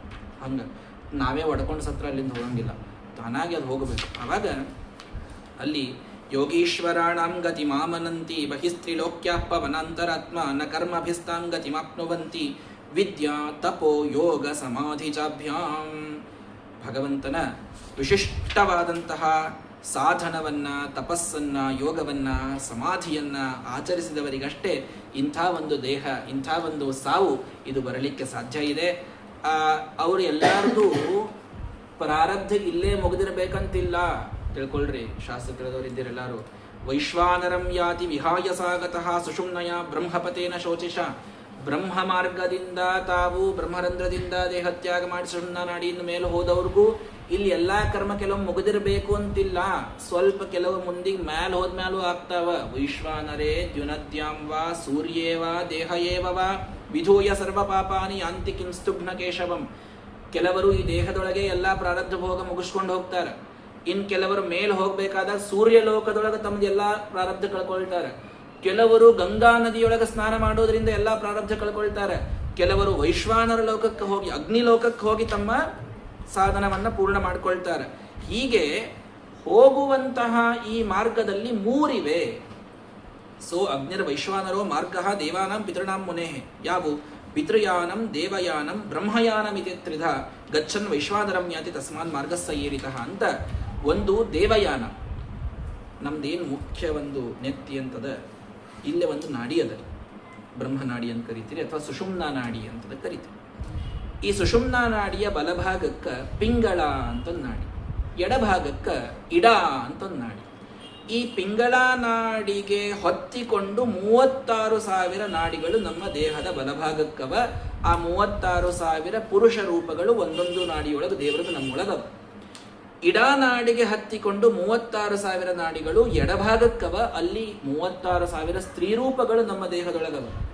ನೀವು ಒಂದು ದಿವಸ ಊಟ ಮಾಡಿದ್ರಿ ಅಂದ್ರೆ 36,000 ಪುರುಷರಿಗೆ ಸ್ತ್ರೀಯರಿಗೆ ಊಟ ಹಾಕಿದಂತಹ ಪುಣ್ಯ ನಿಮಗೆ ಬರ್ತದೆ. 33 ಅಧಿಕ ಮಾಸದ ದಂಪತಿಗಳಿಗೆ ಅಷ್ಟೇ ಯಾಕೆ ಹಾಕ್ತಿರ್ ಪಾಪ? 36 72,000 ಮಂದಿಗೆ ನಿತ್ಯದೊಳಗೆ ಊಟಕ್ಕೆ ಹಾಕಿದ ಪುಣ್ಯ ಅದ. ಇಷ್ಟು ಚಿಂತನ ಮಾಡಿದ್ರೆ, ಮಾಡಲಿಲ್ಲ ಅಂತಂದ್ರೆ ನಿಮ್ದು ಊಟ ಅಷ್ಟೇ ಆಗ್ತವೆ ಒಬ್ಬರಿಗೆ ಇರಲಿ. ಹಿಂಗಾಗಿ ಪಿಂಗಳ ನಾಡಿಯಿಂದ ಯಾರ ದೇಹತ್ಯಾಗ ಆಗ್ತದೋ ಪ್ರಾಣತ್ಯಾಗವಾಗ್ತದೋ ಅವರು ದೇವಯಾನದಿಂದ ಹೋಗ್ತಾರೆ. ದೇವಯಾನದ್ದೊಂದು ಮಾರ್ಗ ಅದ, ಭಗವದ್ಗೀತೆಯಲ್ಲಿ ಅದನ್ನು ಬಹಳ ಹೇಳ್ತಾರೆ, ಇನ್ನೂ ಅನೇಕ ಕಡೆಗೆ ಬರ್ತದೆ. ಅರ್ಯಮ, ಅರ್ಚಿರ್ಲೋಕ, ಹೀಗೆ ಬೇರೆ ಬೇರೆ ಉತ್ತರಾಯಣದ ಲೋಕ, ಇಲ್ಲಿ ಹೋಗ್ತಾ ಹೋಗ್ತಾ ಸೂರ್ಯಲೋಕ ಈ ಕಡೆಗೆ ಹೋಗ್ತಾರೆ. ಇನ್ನು ಅವರು ದಿವಾತ್ಯಾಗ, ದಿವಾಪ್ರಾಣತ್ಯಾಗ ಹೆಚ್ಚಾಗಿ ಮಾಡ್ತಾರೆ ಅಂತಿದೆ, ಅದು ವೈಷಯಿಕ ಇರಲಿ. ಅಂತೂ ರಾತ್ರಿ ತ್ಯಾಗ ಅದು ಇಡಾನಾಡಿಯಿಂದ ಆಯಿತು ಅಂದರೆ ಅದು ಪಿತೃಯಾನಕ್ಕೆ ಹೋಗ್ತಾರೆ. ಪಿತೃಯಾನಕ್ಕೆ ಹೋಗವರು ಮರಳಿ ಬರ್ತಾರೆ, ಅದು ಮೋಕ್ಷಕ್ಕೆ ಹೋಗೋದಿಲ್ಲ. ಪಿತೃಯಾನಕ್ಕೆ ಹೋದವರು ಮರಳಿ ಭೂಮಿಗೆ ಅವ್ರನ್ನ ಇರ್ತದ ಅವ್ರದ್ದು. ಊರ್ಧ್ವಗತಿಗೆ ಹೋಗ್ತಾರೆ, ಸ್ವರ್ಗದ ತನಕ ಹೋಗಿ ಅಲ್ಲೆಲ್ಲ ಕ್ಷೀಣೆ ಪುಣ್ಯ ಮರ್ತ್ಯಲೋಕಂ ವಿಶಂತಿ, ಅಲ್ಲೆಲ್ಲ ತಮ್ಮ ಭೋಗ ಮಾಡಿದ್ಮೇಲೆ ತಮ್ಮ ಪುಣ್ಯ ಮುಗಿದ್ಮೇಲೆ ಮತ್ತೆ ವಾಪಸ್ ಬರ್ತಾರೆ. ದೇವಯಾನಕ್ಕೆ ಹೋಗೋರು ಸ್ವಲ್ಪ ಮುಂದೆ ಹೋಗ್ತಾರೆ. ಬ್ರಹ್ಮಯಾನ ದೇವಯಾನದ್ದೇ ಒಂದು ಭಾಗ. ಸುಷುಮ್ನಾ ನಾಡಿಯಿಂದ ಯಾರು ಹೋಗ್ತಾರೋ ಅವರು ಮೋಕ್ಷಕ್ಕೇನೆ ಅವರು ಹೋಗ್ತಾರೆ. ಹೀಗೆ ಅವರು ಅಲ್ಲಲ್ಲಿ ಹೋಗ್ತಾ ಇರ್ತಾರೆ. ಅದರೊಳಗೂ ಮತ್ತೆ ತದ್ವಿಶ್ವನಾಭಿಂ ತ್ವವಿಪದ್ಯ ವಿಷ್ಣೋರ್ ಅಣೀಯಸ ವಿರಜೇನ್ ಆತ್ಮನೈಕಂ. ನೋಡ್ರಿ, ಶ್ರೀಮದಾಚಾರ್ಯ ತಾತ್ಪರ್ಯದಲ್ಲಿ ಎಷ್ಟೆಲ್ಲ ಸೂಕ್ಷ್ಮ ವಿಷಯಗಳನ್ನು ತಿಳಿಸ್ಕೊಡ್ತಾ ಇದ್ದಾರೆ. ಇದನ್ನು ನಾವು ಸಪ್ತಾಹದೊಳಗೆ ಹೇಳಲಿಕ್ಕೆ ಆಗೋದಿಲ್ಲ ಅನ್ನೋದಕ್ಕೆ ಸ್ವಲ್ಪ ಇಲ್ಲೇ ಟೈಮ್ ತಗೊಂಡು ಹೇಳ್ತಾ ಇದ್ದೀನಿ. ಸ್ವರ್ಗ ಲೋಕಕ್ಕೆ ಹೋದಂತಹ ವ್ಯಕ್ತಿ ಮ್ಯಾಕ್ಸಿಮಮ್ ಒಂದು ಮನ್ವಂತರದ ಕಾಲ ಅಲ್ಲಿರಬಹುದಂತ. ಅಷ್ಟು ಭಾರಿ ಪುಣ್ಯ ಮಾಡಿದವರು ಒಂದು ಮನ್ವಂತರದ ಕಾಲ ಅಂದರೆ ಎಷ್ಟು ಅಂತ ಲೆಕ್ಕ ಹಾಕ್ಕೊಳ್ರಿ. ಕೃತ, ತ್ರೇತ, ದ್ವಾಪರ, ಕಲಿ ಈ 4 ಯುಗ ಕೂಡಿದ್ರೆ ಒಂದು 45 ಲಕ್ಷ ವರ್ಷ ಆಗ್ತದೆ. ಈ ಚಿಲ್ರೆ ಅಷ್ಟೊಂದು 45 ಲಕ್ಷ ವರ್ಷದ ಒಂದು ಮಹಾಯುಗ. ಅಂಥದ್ದು 71 ಮಹಾಯುಗ. 71 ಇಂಟು 45 ಲಕ್ಷ ವರ್ಷ ಮಾಡಿದರೆ ಎಷ್ಟು ವರ್ಷ ಅದಲ್ಲ, ಅಷ್ಟು ಸ್ವರ್ಗದೊಳಗೆ ಇರಬಹುದಂತ ಮ್ಯಾಕ್ಸಿಮಮ್. ಅಷ್ಟು ಪುಣ್ಯ ಮಾಡಿದವರು ಒಂದು ಮನ್ವಂತರದ ಕಾಲ ಸ್ವರ್ಗದೊಳಗೆ ಇರಬಹುದು. ಆಮೇಲೆ ತಮ್ಮ ನಡಿ ಅಂತ ಹೇಳಿ ಅಲ್ಲಿಂದ ಹೊರಗೆ ಹಾಕ್ತಾರೆ ನಮಗೆ. ಇದು ಸ್ವರ್ಗದ್ದು. ಮಹರ್ಲೋಕೇತು ಕಾಲ್ಪಿಕಾಹ. ಕೆಲವರು ಸಾಧನ ಮಾಡಿ ಮಹರ್ಲೋಕಕ್ಕೆ ಹೋದರು ಅಂತಂದ್ರೆ ಒಂದು ಕಲ್ಪ ಇರಬಹುದಂತೆ, ಆನಂದ ಪಡ್ಲಿಕ್ಕೆ ಒಂದು ಕಲ್ಪ ಅಲ್ಲಿ ಇರಬಹುದಂತ. ಆ ಬ್ರಹ್ಮಣೋ ಜನಾದ್ಯಾಸ್ತು, ಜನೋಲೋಕಕ್ಕೆ ಹೋದವರಂತೂ ಒಂದು ಬ್ರಹ್ಮದೇವರಾಗೋ ತನಕ ಇರಬಹುದಂತ. ಅಂದ್ರೆ ಅಲ್ಲಿ ವೇಟ್ ಮಾಡ್ಲಿಕ್ಕೆ ಇರ್ತಕ್ಕಂಥ ಜಾಗ ಇವೆಲ್ಲ. ಅಷ್ಟು ಅವರು ಅಲ್ಲಿ ಹೋಗಿ ಆನಂದವನ್ನ ಪಡ್ತಾ ಇರ್ತಾರೆ. ಅದರೊಳಗೂ ನಮ್ಮ ಯಾದವಾರ್ಯರು ಟಿಪ್ಪಣಿಯಲ್ಲಿ ಬಹಳ ಅದ್ಭುತವಾಗಿ ಹೇಳ್ತಾರೆ. ಜ್ಞಾನಿಗಳು ನೋಡಪ್ಪ ಒಟ್ಟಾರೆ 2 ವಿಧ, ಒಂದು ಅಪಕ್ವ ಸಾಧನರು, ಒಂದು ಪಕ್ವ ಸಾಧನರು ಅಂತ. ಈ ಅಪಕ್ವ ಸಾಧನರೊಳಗ 3 ವಿಧ ಅವ: ಅಪಕ್ವರು, ಅಪಕ್ವತರ, ಅಪಕ್ವತಮ ಅಂತ. ಇವರೆಲ್ಲ ಸ್ವಲ್ಪ ಪಿಂಗಳ ನಾಡಿಯಿಂದ ಹೋಗೋರು, ದೇವಯಾನದಿಂದ ಹೋಗೋರು ಇವರೆಲ್ಲ, ಆಯ್ತಾ?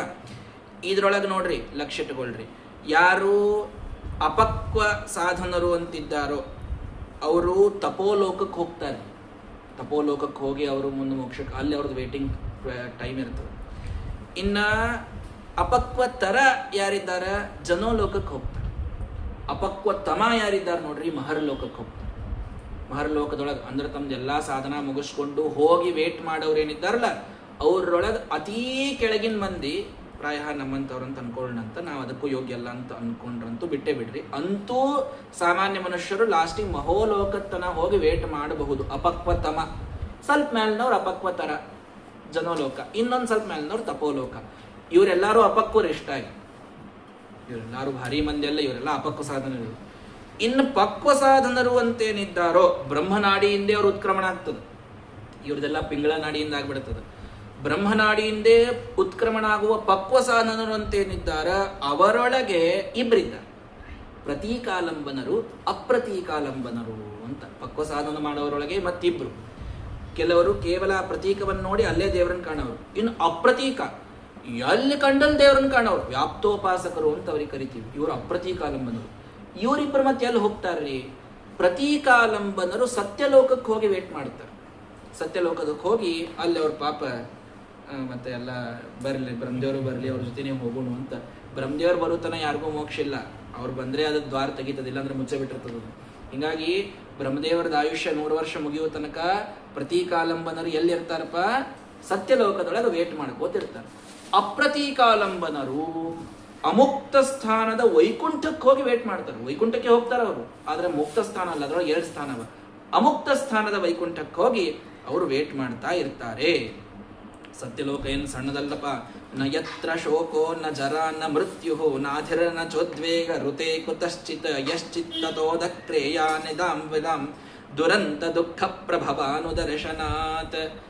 ದುರಂತ ದುಃಖ ಪ್ರಭವ, ಏನು ಎಲ್ಲ ದರ್ಶನ ಮಾಡ್ಕೊಂಡು ಮೇಲೆ ಹೋಗ್ಬಿಟ್ಟಾನ. ಅಲ್ಲಿ ಏನೂ ಶೋಕ್ ಇಲ್ಲ, ಜರ ಇಲ್ಲ, ಮೃತ್ಯು ಇಲ್ಲ, ಆದಿಲ್ಲ, ವ್ಯಾಧಿಲ್ಲ. ಅಂಥ ದಿವ್ಯವಾದ ಸತ್ಯಲೋಕದೊಳಗೆ ಆ ಪ್ರತೀಕಾಲಂಬನರಿರ್ತಾರೆ. ಅಪ್ರತೀಕಾಲಂಬನರಂತೂ ಇನ್ನೂ ವೈಕುಂಠಕ್ಕೆ ಹೋಗಿರ್ತಾರೆ. ಅದರೊಳಗೂ ಮತ್ತೆ ಅಂಜಸಾ ಸಾಧನ ಪೂರ್ತಿಮಂತಹ ತದಪೂರ್ತಿಮಂತಶ್ಚ ಅಂತ ಅವರೊಳಗೆ ಮತ್ತೆರಡಂತ.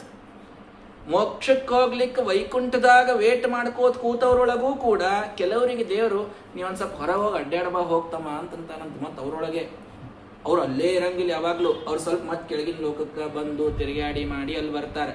ಕೆಲವರಿಗೆ ಮಾತ್ರ ಪೂರ್ಣ ಅಲ್ಲೇ ಇಟ್ಕೋತಾನಂತ. ಅವರೊಳಗೆ ಅಪಕ್ವ ಸಾಧನರು ಪಕ್ವ ಸಾಧನರು ಆಯ್ತು. ಪಕ್ಕ ಸಾಧನೊಳಗೆ ಮತ್ತೆ ಪ್ರತೀಕಾಲಂಬನರು ಅಪ್ರತೀಕಾಲಂಬನರು ಆಯ್ತು. ಆ ಅಪ್ರತೀಕಾಲಂಬನರೊಳಗೂ ಮತ್ತೆ ಅಂಜಸಾ ಸಾಧನ ಪೂರ್ತಿಮಂತರು ತದಪೂರ್ತಿಮಂತರು ಅಂತ ಇಷ್ಟು ಸಾಧನದಲ್ಲಿ ವ್ಯತ್ಯಾಸವಿದೆ. ವಿಚಾರ ಮಾಡ್ರಿ, ಇಷ್ಟು ಸಾಧನದೊಳಗೆ ವ್ಯತ್ಯಾಸ ಇದ್ದಾಗ ಬ್ರಹ್ಮದೇವರು ಮಾಡುವ ಸಾಧನೆಯಲ್ಲೇ, ನಾವು ಮಾಡುವ ಸಾಧನೆಯಲ್ಲೇ, ದೇವತೆಗಳು ಮಾಡುವ ಸಾಧನೆಯಲ್ಲೇ, ಋಷಿಗಳು ಮಾಡುವ ಸಾಧನೆಯಲ್ಲೇ ಇಷ್ಟು ಸಾಧನ ವ್ಯಕ್ತಿ ಬೇರೆ ಬೇರೆ ಬೇರೆ ಮಾಡಿದಾಗ ಎಲ್ಲರಿಗೂ ಒಂದೇ ಮೋಕ್ಷ ಕೊಟ್ಟರೆ ದೇವರಿಗೆ ನೀವು ನ್ಯಾಯ ಮಾಡೋದಂತೀರೋ ಅನ್ಯಾಯ ಮಾಡೋದಂತೀರೋ? ಮಹಾ ಅನ್ಯಾಯ ಮಾಡಿದ. ಮೋಕ್ಷ ಕೊಡಲಿ, ಮೋಕ್ಷ ಅನ್ನುವಂಥ ಸ್ಥಾನ ಎಲ್ಲರಿಗೂ ಕೊಡಲಿ, ಆದ್ರೆ ಅಲ್ಲಿ ಸುಖ ಎಲ್ಲರಿಗೂ ಬೇರೆ ಬೇರೆ ಬೇರೆ ಬೇರೆನೆ ಕೊಡ್ಬೇಕು. ಯಾಕೆ ಕೊಡ್ಬೇಕು ಹೇಳ್ರಿ? ಯಾರು ಎಷ್ಟು ಸಾಧನ ಮಾಡ್ಯಾರ ಅದ್ರ ಮೇಲೆ ಅವ್ರಿಗೆ ಅಷ್ಟು ಸುಖವನ್ನು ಭಗವಂತ ಕೊಡ್ಬೇಕು. ಅಂದಮೇಲೆ ಮೋಕ್ಷಕ್ಕೆ ಹೋದ ಮೇಲೂ ಕೂಡ ಈ ಒಂದು ಬ್ರಹ್ಮದೇವರು, ಋಷಿಗಳು, ಮನುಷ್ಯರು ಅನ್ನುವಂಥ ಈ ಭಾವ ಇದು ಇರಲೇಬೇಕು. ಇದ್ರೆ ಭಗವಂತ ನ್ಯಾಯ ಮಾಡ್ಯಾನಂತ ಅರ್ಥ. ಅಲ್ಲಿ ಹೋದ್ಮೇಲೆ ಎಲ್ಲರೂ ಒಂದೇ ಆಗ್ಬಿಟ್ರೆ ಬ್ರಹ್ಮದೇವರಿಗೆ ನಮಗೂ ವ್ಯತ್ಯಾಸ ಇಲ್ಲ ಅಂತ ಆತಂದ್ರೆ ನಾವು ಮಾಡೋ ಸಾಧನಕ್ಕೆ ಬ್ರಹ್ಮದೇವ್ರು ಮಾಡೋ ಸಾಧನಕ್ಕೆ ಆ ವ್ಯತ್ಯಾಸಕ್ಕೇನೂ ಮಹತ್ವ ಇರಲಾರ್ದಂಗೆ ಆಗಿಬಿಡ್ತದೆ. ಹಾಗಾಗಿ ಆ ರೀತಿಯಲ್ಲಿ ಸರ್ವಥಾ ಮಾಡಬಾರದು. ಭಗವಂತ ವಿಶಿಷ್ಟವಾದಂತಹ ತಾರತಮ್ಯದಿಂದ ಎಲ್ಲರಿಗೂ ತಾನು ಅನುಗ್ರಹವನ್ನು ಮಾಡ್ತಾನೆ ಅಂತನ್ನುವುದನ್ನು ತಿಳಿಸಿಕೊಡ್ತಾ ಇದ್ದಾರೆ. ಏತಾಂ ಗತಿಂ ಭಾಗವತೋ ಗತೋ ಯಹ ಸವೈ ಪುನರ್ನೇಹ ವಿಷಜ್ಜತೆಂಗ. ಇಂಥ ಒಂದು ಗತಿಯನ್ನ ಭಾಗವತ ತಾನು ಪಡೆದ ಅಂತಂದ್ರೆ, ಭಗವದ್ಭಕ್ತ ಪಡೆದನಂದ್ರೆ ಇನ್ನೊಮ್ಮೆ ತಾನು ಇಲ್ಲಿ ಮತ್ತೆ ಬರುವುದಿಲ್ಲ.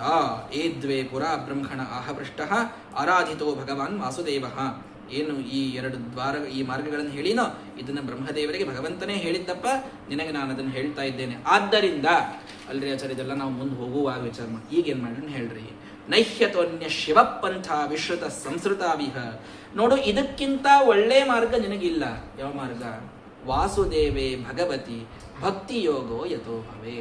ಭಗವಂತನಲ್ಲಿ ಭಕ್ತಿ ಮಾಡೋಕ್ಕಿಂತಲೂ ಬೇರೆ ಮಾರ್ಗ ನಿನಗೆ ಇದನ್ನ ಈ ಒಂದು ಮಾರ್ಗದಲ್ಲಿ ಹೋಗ್ಲಿಕ್ಕೆ ನಿನಗೆ ಇನ್ನೊಂದು ಯಾವ ಆಪ್ಷನ್ ಇಲ್ಲ.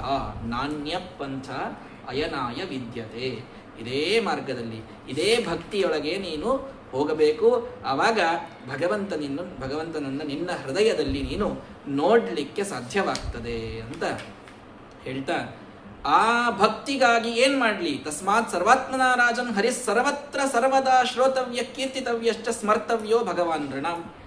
ಎಲ್ಲ ಕಡೆಗೆ ಎಲ್ಲ ಕಾಲದಲ್ಲಿ ನೀನು ಭಗವಂತನನ್ನ, ಅವನ ಬಗ್ಗೆ ಕೇಳು, ಅವನ ಕೀರ್ತನವನ್ನು ಮಾಡು, ಅವನ ಸ್ಮರಣವನ್ನು ಮಾಡು, ಇದನ್ನೇ ಮಾಡ್ತಾ ಇರು. ಅಷ್ಟು ನನಗೆ ಬುದ್ಧಿ ಇಲ್ಲಲ್ರಿ. ಪಿಬಂತಿಯೇ ಭಗವತ ಆತ್ಮನ ಸತಾಂ ಕಥಾಮೃತಂ ಶ್ರವಣ ಪುಟೇಶು ಸಂಭೃತಂ ಪುನಂತಿತೆ ವಿಷಯ ವಿದೂಷಿತಾಶಯಂ ರಜಂತಿ ತಚ್ಚರಣ ಸರೋರು ಹಂತಿಕಂ.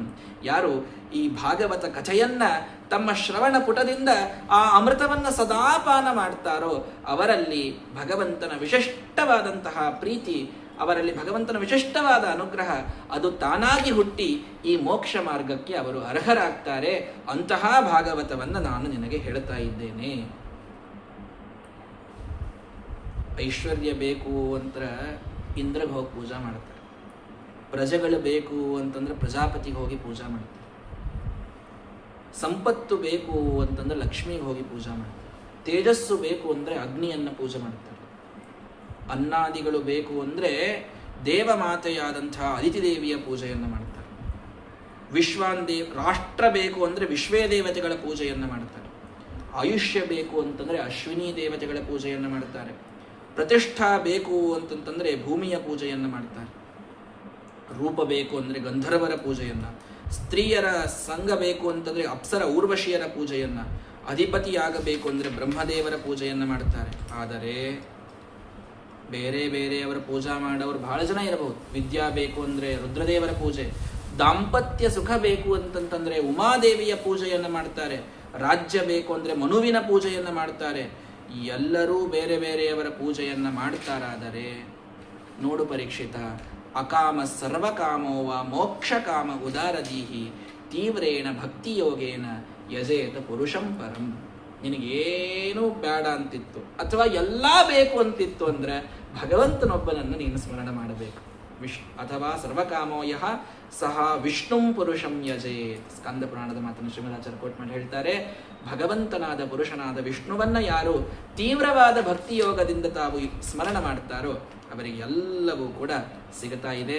ಹಾಗಾಗಿ ನೀನು ಮಹಾಭಾಗವತ, ಭಗವಂತನಲ್ಲಿಯೇ ಮನಸ್ಸನ್ನು ಇಟ್ಟಂಥವ. ನೀನು ಮಾತ್ರ ಆಯುರ್ಹರತಿ ವೈಪುಂಸಾಂ ಉದ್ಯನ್ನಸ್ತಂಶ್ಚಯನ್ನಸೌ ತಸ್ಯರ್ಥೇಯ ಕ್ಷಣೋ ನೀತಃ ಉತ್ತಮ ಶ್ಲೋಕ ವಾರ್ತಯ.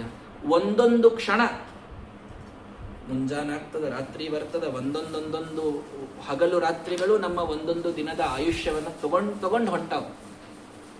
ನಮ್ಮ ಮನ್ಯಾಗ ದಿವಸ ಕಳತನ ಆಗ್ಲಿಕ್ಕತ್ತದ, ಯಾರಿಗೂ ಗೊತ್ತಾಗೋಲ್ತಾಗ.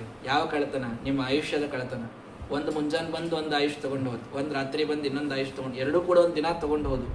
ಈ ಆಯುಷ್ಯ ನಿತ್ಯದೊಳಗ ಕಳ್ಳತನ ಆಗ್ತಾ ಇರೋದನ್ನು ಈ ಮನುಷ್ಯ ತಾನು ತಿಳಿಯುವುದಿಲ್ಲ. ನಾನು ಆರಾಮಿದ್ದೀನಿ ಅಂತ ತಿಳ್ಕೊಂಡು ಕೂತಿರ್ತಾನೆ. ಇಲ್ಲ, ಉತ್ತಮ ಶ್ಲೋಕ ವಾರ್ತೆಯ, ಭಗವಂತನ ವಾರ್ತೆಯನ್ನು ಕೇಳದಂತಹ ಆ ಇಡೀ ದಿನ ಇದು ವ್ಯರ್ಥ. ತದ್ದಿನಂ ದುರ್ದಿನಂ ಮನ್ನೆ ಯದ್ದಿನಂ ಪಾಠವರ್ಜಿತಂ.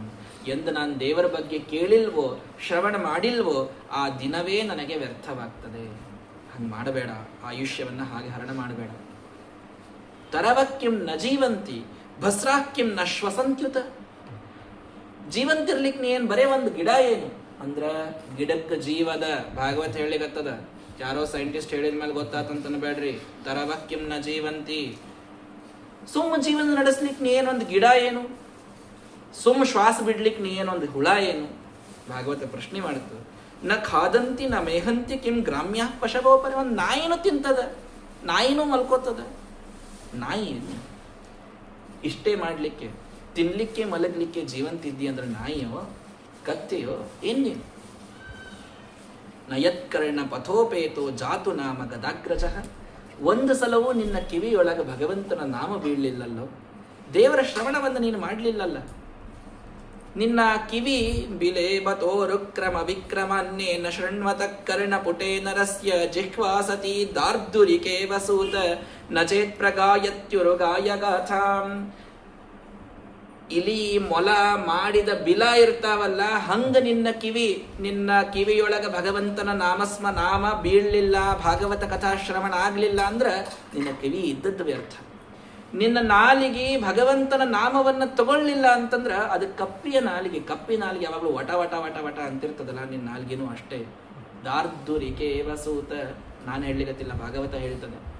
ನಿನ್ನ ನಾಲಿಗೆ ಸಾರ್ಥಕವಾಗುವುದು ನರಜನ್ಮ ಬಂದಾಗ, ನಾಲಿಗೆ ಇರುವಾಗ ಕೃಷ್ಣ ಎನ್ನಬಾರದೆ.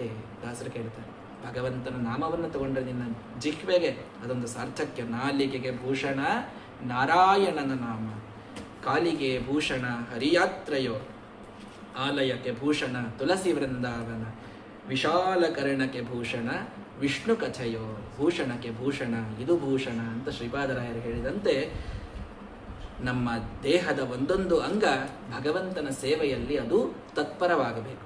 ಭಾರಪ್ಪರಂ ಪಟ್ಟ ಕಿರೀಟ ಜುಷ್ಟಂ ಅಪ್ಯುತ್ತಮಾಂಗಂ ನಮೇನ್ ಮುಕುಂದಂ. ಭಾರೀ ಕಿರೀಟ ಹಾಕ್ಕೊಳ್ಳೋದು ನಮ್ಮ ತಲೆಗೆ ಸಾರ್ಥಕತೆ ಅಲ್ಲ. ತಲೆಗೆ ಸಾರ್ಥಕತೆ ಯಾವಾಗ ಅಂದ್ರೆ ಭಗವಂತನ ಮೂರ್ತಿಯನ್ನು ನೋಡಿದಾಗ, ಕಂಡು ಬಾಗಿದಾಗ, ಗುರುಗಳ ಹಿರಿಯರ ತಂದೆ ತಾಯಿಗಳ ಪಾದವನ್ನು ಕಂಡಾಗ ಬಾಗಿದರೆ ನಿನ್ನ ತಲೆಗೆ ಅದು ಸಾರ್ಥಕ್ಯ.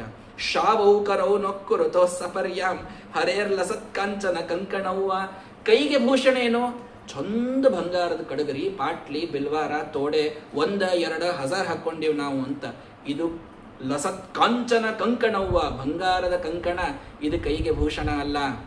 ಭಗವಂತನ ಮನೆಯ ಕಸ ಬಳಿಯೋದಿದೆಯಲ್ಲ, ಇದು ಕೈಗೆ ಭೂಷಣ. ಇಲ್ಲ ಅಂದ್ರೆ ಶಾವೌಕರವು, ಅದು ಹೆಣದ ಕೈಗಳು ಅಂತಾಗ್ತವೆ. ಭಾಗವತಕಾರರು ಬೈತಾರೆ, ಬರ್ಹಾಯಿತೇ ತೇನ ಯನೇನ ರಾಣಂ ಲಿಂಗಾನಿ ವಿಷ್ಣೋರ್ನ ನಿರೀಕ್ಷಿತಾಯೇ. ಆ ನವಿಲಿನ ಗರಿಗಳೊಳಗೆ ಕಣ್ಣಿರ್ತದೆ ನೋಡ್ರಿ, ಆ ಕಣ್ಣಿಗೆ ಏನಾರ ಕಾಣಿಸ್ತದೆ? ಏನ್ ಕಾಣಿಸಂಗಿಲ್ಲ, ವ್ಯರ್ಥದ ಇದ್ದದ್ದು. ಹಂಗೆ ನಿನ್ನ ಕಣ್ಣು ವ್ಯರ್ಥ, ಭಗವಂತನ ಮೂರ್ತಿಯನ್ನು ನೋಡಲಿಲ್ಲ, ಆನಂದ ತೀರ್ಥರ ಶಾಸ್ತ್ರವನ್ನು ಓದಲಿಲ್ಲ ಅಂದ್ರೆ ನಿನ್ನ ಕಣ್ಣು ವ್ಯರ್ಥ, ಪಾದಗಳು ವ್ಯರ್ಥ, ಭಗವಂತನ ಕ್ಷೇತ್ರಗಳಿಗೆ ಹೋಗಲಿಲ್ಲ ಅಂತಂತಂದ್ರೆ. ಜೀವಚ್ಛವೋ ಭಾಗವತಾಂಘ್ರಿರೇಣು ನ ಜಾತು ಮರ್ತ್ಯೋಭಿಲಷೇತಯಸ್ತು ಶ್ರೀ ವಿಷ್ಣು ಪದ್ಯಾಮನುಜಾಸ್ತುಲಸ್ಯ ಸ್ವಶಂಶವೋ ಯಸ್ತು ನ ವೇದ ಗಂಧಂ. ಭಗವಂತನಿಗೆ ಏರಿಸಿದ ತುಳಸಿಯ ಗಂಧವನ್ನ ನೋಡದಂತಹ ಮೂಗು ಅದಿದ್ದು ವ್ಯರ್ಥ. ವಿಷ್ಣುಪದಿಯಾದಂತಹ ಸಾಕ್ಷಾತ್ ಭಗವಂತನ ಪಾದದಿಂದ ಹರಿದು ಬಂದಂತಹ ಆ ಗಂಗೆಯ ನದಿಯ ಗಂಧವನ್ನ ನೋಡದಂತಹ ಮೂಗು ಅದಿದ್ದು ವ್ಯರ್ಥ. ಭಗವಂತನ ಪಾದ ರೇಣುವನ್ನ ಧರಿಸದಂತಹ ಶಿರಸ್ಸು ಅದು ಜೀವಂತ ಇದ್ದ ಶವ ಇದ್ದಂಗ. ತದಶ್ಮಸಾರಂ ಹೃದಯಂ ಬತೇದಂ ಯದ್ಗೃಹ್ಯಮಾಣೈರ್ಹರಿನಾಮಧೇಯೈಃ ನ ವಿಕ್ರಿಯೇತಾಥ ಮುಖೇ ವಿಕಾರಃ ನೇತ್ರೇ ಜಲಂ ಗಾತ್ರ ರುಹೇಶು ಹರ್ಷಃ. ಯಾವ ಹೃದಯ ಭಗವಂತನ ನಾಮಸ್ಮರಣವನ್ನ ಮಾಡಿದಾಗ ಅದು ಏನೂ ಪುಲಕಿತವಾಗುವುದಿಲ್ಲ, ಅದೇನೂ ರೆಸ್ಪಾಂಡ್ ಮಾಡುವುದಿಲ್ಲ. ತದಶ್ಮಸಾರಂ ಹೃದಯಂ, ಆ ಹೃದಯ ಅದು ಕಲ್ಲಿದ್ದಂಗ. ಭಗವಂತನ ನಾಮವನ್ನ ಗ್ರಹಣ ಮಾಡುವಾಗಲೂ ಅದು ಏನೋ ವಿಕಾರ ತೋರಿಸ್ತಾ ಇಲ್ಲ. ಏನು ವಿಕಾರ ಆಗ್ಬೇಕ್ರಿ ಆಚಾರ? ಕುಣಿಬೇಕೇನ್ರಿ? ಯದ್ ಜಿಗಿಬೇಕೇನ್ರಿ? ಏನಿಲ್ಲ. ಮುಖೇ ವಿಕಾರಃ. ಭಾಗವತ ಶ್ರವಣವನ್ನ ಮಾಡ್ತಾ ಇದ್ದೀರಿ, ದೇವರ ನಾಮವನ್ನು ತಗೊಳ್ತಾ ಇದ್ದೀರಿ, ರಾಮ ಅಂತ ಇದ್ದೀರಿ ಅಂದ್ರೆ ಮುಖದೊಳಗೆ ಅಟ್ಲೀಸ್ಟ್ ಒಂದು ಸ್ಮೈಲರೇ ಬರಬೇಕು. ನೇತ್ರೇ ಜಲಂ, ಕಣ್ಣೊಳಗೆ ನೀರು ಬರಬೇಕು. ಗಾತ್ರ ರುಹೇಶು ಹರ್ಷಃ, ಗಾತ್ರದೊಳಗೆ ರೋಮಾಂಚನವಾಗಬೇಕು. ಎಲ್ಲರಿಗೂ ರೋಮಾಂಚನ ಆಗ್ಲಿಕ್ಕಿಲ್ಲ, ಎಲ್ಲರಿಗೂ ಕಣ್ಣಾಗಿ ನೀರು ಬರಲಿಕ್ಕಿಲ್ಲ. ಕೊನೆ ಕಾಲಕ್ಕೆ ಮುಖದೊಳಗೊಂದು ಪ್ರಸಾದ ಆದರೂ, ಒಂದೇನೋ ನಗು ಆದರೂ ಬರಬೇಕಲ್ಲ. ತದಶ್ಮಸಾರಂ ಹೃದಯಂ ಬತೆ. ಅದೂ ಆಗಲಿಲ್ಲ ಅಂದ್ರೆ ಆ ಹೃದಯ ಕಲ್ಲು ಅಂತನ್ನೋದೇ ಇನ್ನೇನು ಅನ್ನೋಣ. ಶುಕಾಚಾರ್ಯರು ಕೇಳ್ತಾರೆ, ಆ ಹೃದಯ ಕಲ್ಲಾಗ್ತದೆ. ಕಣ್ಣೊಳಗೆ ಭಗವಂತನ ಆ ನಾಮವನ್ನು ಕೇಳ್ತಾ ಶ್ರವಣವನ್ನು ಮಾಡ್ತಾ ಇರಬೇಕಾದಾಗ ತಾನಾಗಿ ಸ್ವಾಭಾವಿಕ ನೀರು ಬರಬೇಕು. ಚಂಡು ಬಾಮ ಅಮೃತಾಂಜನ ಹಚ್ಚಿಕೊಂಡು ಬರುವುದಲ್ಲ, ತಾನಾಗಿ ಬರಬೇಕು. ತಾನಾಗಿ ಮುಖದೊಳಗೆ ವಿಕಾರ ಆಗಬೇಕು, ರೋಮಾಂಚನವಾಗಬೇಕು. ಬಿಗಿದ ಕಂಠದಿಂ ದೃಗ್ಬಾಷ್ಪಗಳಿಂ ನಗೆ ಮೊಗದಿಂ ರೋಮಗಳೊಗೆದು ಮಿಗೆ ಸಂತೋಷದಿ ನೆಗೆದಾಡುತ್ತ ನಾಲ್ಮೊಗನಯ್ಯನ ಗುಣ ಪೊಗಳಿ ಹಿಗ್ಗುವುದೇ ಫಲವಿದು ಬಾಳ್ದುದಕ್ಕೆ. ಇದನ್ನೇ ದಾಸರು, ಇದೇ ಶ್ಲೋಕವನ್ನೇ ದಾಸರು ಕನ್ನಡದೊಳಗೆ ಅನುವಾದ ಮಾಡಿತ್ತು. ಇಷ್ಟೇ ಅರ್ಥ ಅಂತ ತಿಳಿಬೇಡ. ಮುಖೇ ವಿಕಾರಃ, ಹೃದಯ ಕಲ್ಲು. ಯಾವಾಗ ಮುಖದಲ್ಲಿ ವಿಕಾರವಾಗದೇ ಇದ್ರೆ, ಮುಖದಲ್ಲಿ ವಿಕಾರ ಅಂದ್ರೆ ಬರೇ ಒಟ್ಟೇನ್ರೆ ಚೆನ್ನಾಗಿ ನಗಬೇಕಿಲ್ಲೋ, ಅಳಬೇಕು ನಗಬೇಕು ಇಷ್ಟು ಹೇಳಿರ್ತಾರೆ. ಆತ್ರ ಆಯ್ತು ನಾಕ್ರ ಆಯ್ತು ಅಂತ. ಹಂಗಲ್ಲ. ಮುಖೇ ವಿಕಾರಃ. ಮುಖ ಅಂದ್ರೆ ಯಾರು? ಬ್ರಾಹ್ಮಣರು, ಮುಖದಿಂದ ಹುಟ್ಟಿದಂಥವರು. ಅವರಲ್ಲಿ ವಿಕಾರ ಅರ್ಥಾತ್ ಬ್ರಹ್ಮಜ್ಞಾನಿಗಳು, ಋಷಿಗಳು, ಮುನಿಗಳು, ಜ್ಞಾನಿಗಳು ಯಾರಿದ್ದಾರೋ ಅವರೆಲ್ಲರಿಗೂ ಕೂಡ ನಿನ್ನಿಂದ ಸತ್ಕಾರವಾಗಬೇಕು. ಅದು ಮುಖೇ ವಿಕಾರಃ. ನೇತ್ರೇ ಜಲಂ. ನೇತ್ರ ಅಂದ್ರೆ ಯಾರು? ಕಣ್ಣಿನಿಂದ ಹುಟ್ಟಿದವರು ಯಾರು? ಸೂರ್ಯ. ಸೂರ್ಯನಿಗೆ ಜಲ ಅಂದ್ರೆ ಅರ್ಘ್ಯ ಕೊಡ್ರಿ, ದಿವಸ ಸಂಧ್ಯಾನೆ ಮಾಡ್ರಿ ಅಂತ ಹೇಳಿಕತ್ತಾರೆ. ನೇತ್ರೇ ಜಲಂ. ಗಾತ್ರ ರುಹೇಶು ಹರ್ಷಃ. ಗಾತ್ರ ರುಹರು ಅಂದ್ರೆ ದೇವತೆಗಳು. ದೇವತೆಗಳಿಗೆ ಹರ್ಷವಾಗಬೇಕು. ನಾವು ಮಾಡುವಂತಹ ಕಾರ್ಯ ದೇವತೆಗಳಿಗೆ ಹರ್ಷವನ್ನ ತರುವಂಥದ್ದಿರಬೇಕು. ದೇವತೆಗಳೆಲ್ಲಿದ್ದಾರೆ? ಎಲ್ಲಾ ಕಡೆಗಿದ್ದಾರೆ. ಪಾಜಕದೊಳಗ ಮಧ್ಯಗೇಹ ಭಟ್ರು ಕೂತು ಪ್ರವಚನ ಮಾಡ್ತಿದ್ರಂತೆ. ಪ್ರವಚನ ಮಾಡಿದ್ರೆ ಗೋವಿಂದ ಸುಂದರ ಕಥಾ ಸುಧಯಾ ಸಂಋಣಾಂ ಆನಂದಯನ್ನಖಿಲ ಕೇವಲಮಿಂದ್ರಿಯಾಣಿ ಕಿಂತು ಪ್ರಭೋ ರಜತ ಪೀಠ ಪುರೇ ಪದಾಬ್ಜಂ ಶ್ರೀವಲ್ಲಭಸ್ಯ ಭಜತಾಮಪಿ ದೈವತಾನಾಂ. ಅಲ್ಲಿದ್ದಂಥ ಜನರಿಗೆ ಆನಂದ ಆಗ್ತಿತ್ತಷ್ಟೇ ಅಲ್ಲ, ಶ್ರೀಮದಾಚಾರ್ಯರ ತಂದೆಯಾದ ಮಧ್ಯಗೇಹ ಭಟ್ಟರು ಅನಂತೇಶ್ವರನ ಗುಡಿಯೊಳಗೆ ಕುಳಿತು ಭಾಗವತ ಪುರಾಣವನ್ನು ಹೇಳಿದರೆ ಅಲ್ಲಿದ್ದ ದೇವತೆಗಳು ಕೇಳಿ ಸಂತೋಷಪಟ್ಟು ಅನುಗ್ರಹ ಮಾಡಿ ಹೋಗ್ತಿದ್ರಂತೆ. ಗಾತ್ರ ರುಹೇಶು ಹರ್ಷಃ. ಭಗವಂತನ ಗಾತ್ರ ರುಹರು ಯಾರು? ದೇವತೆಗಳು. ಅವರಲ್ಲಿ ಹರ್ಷ.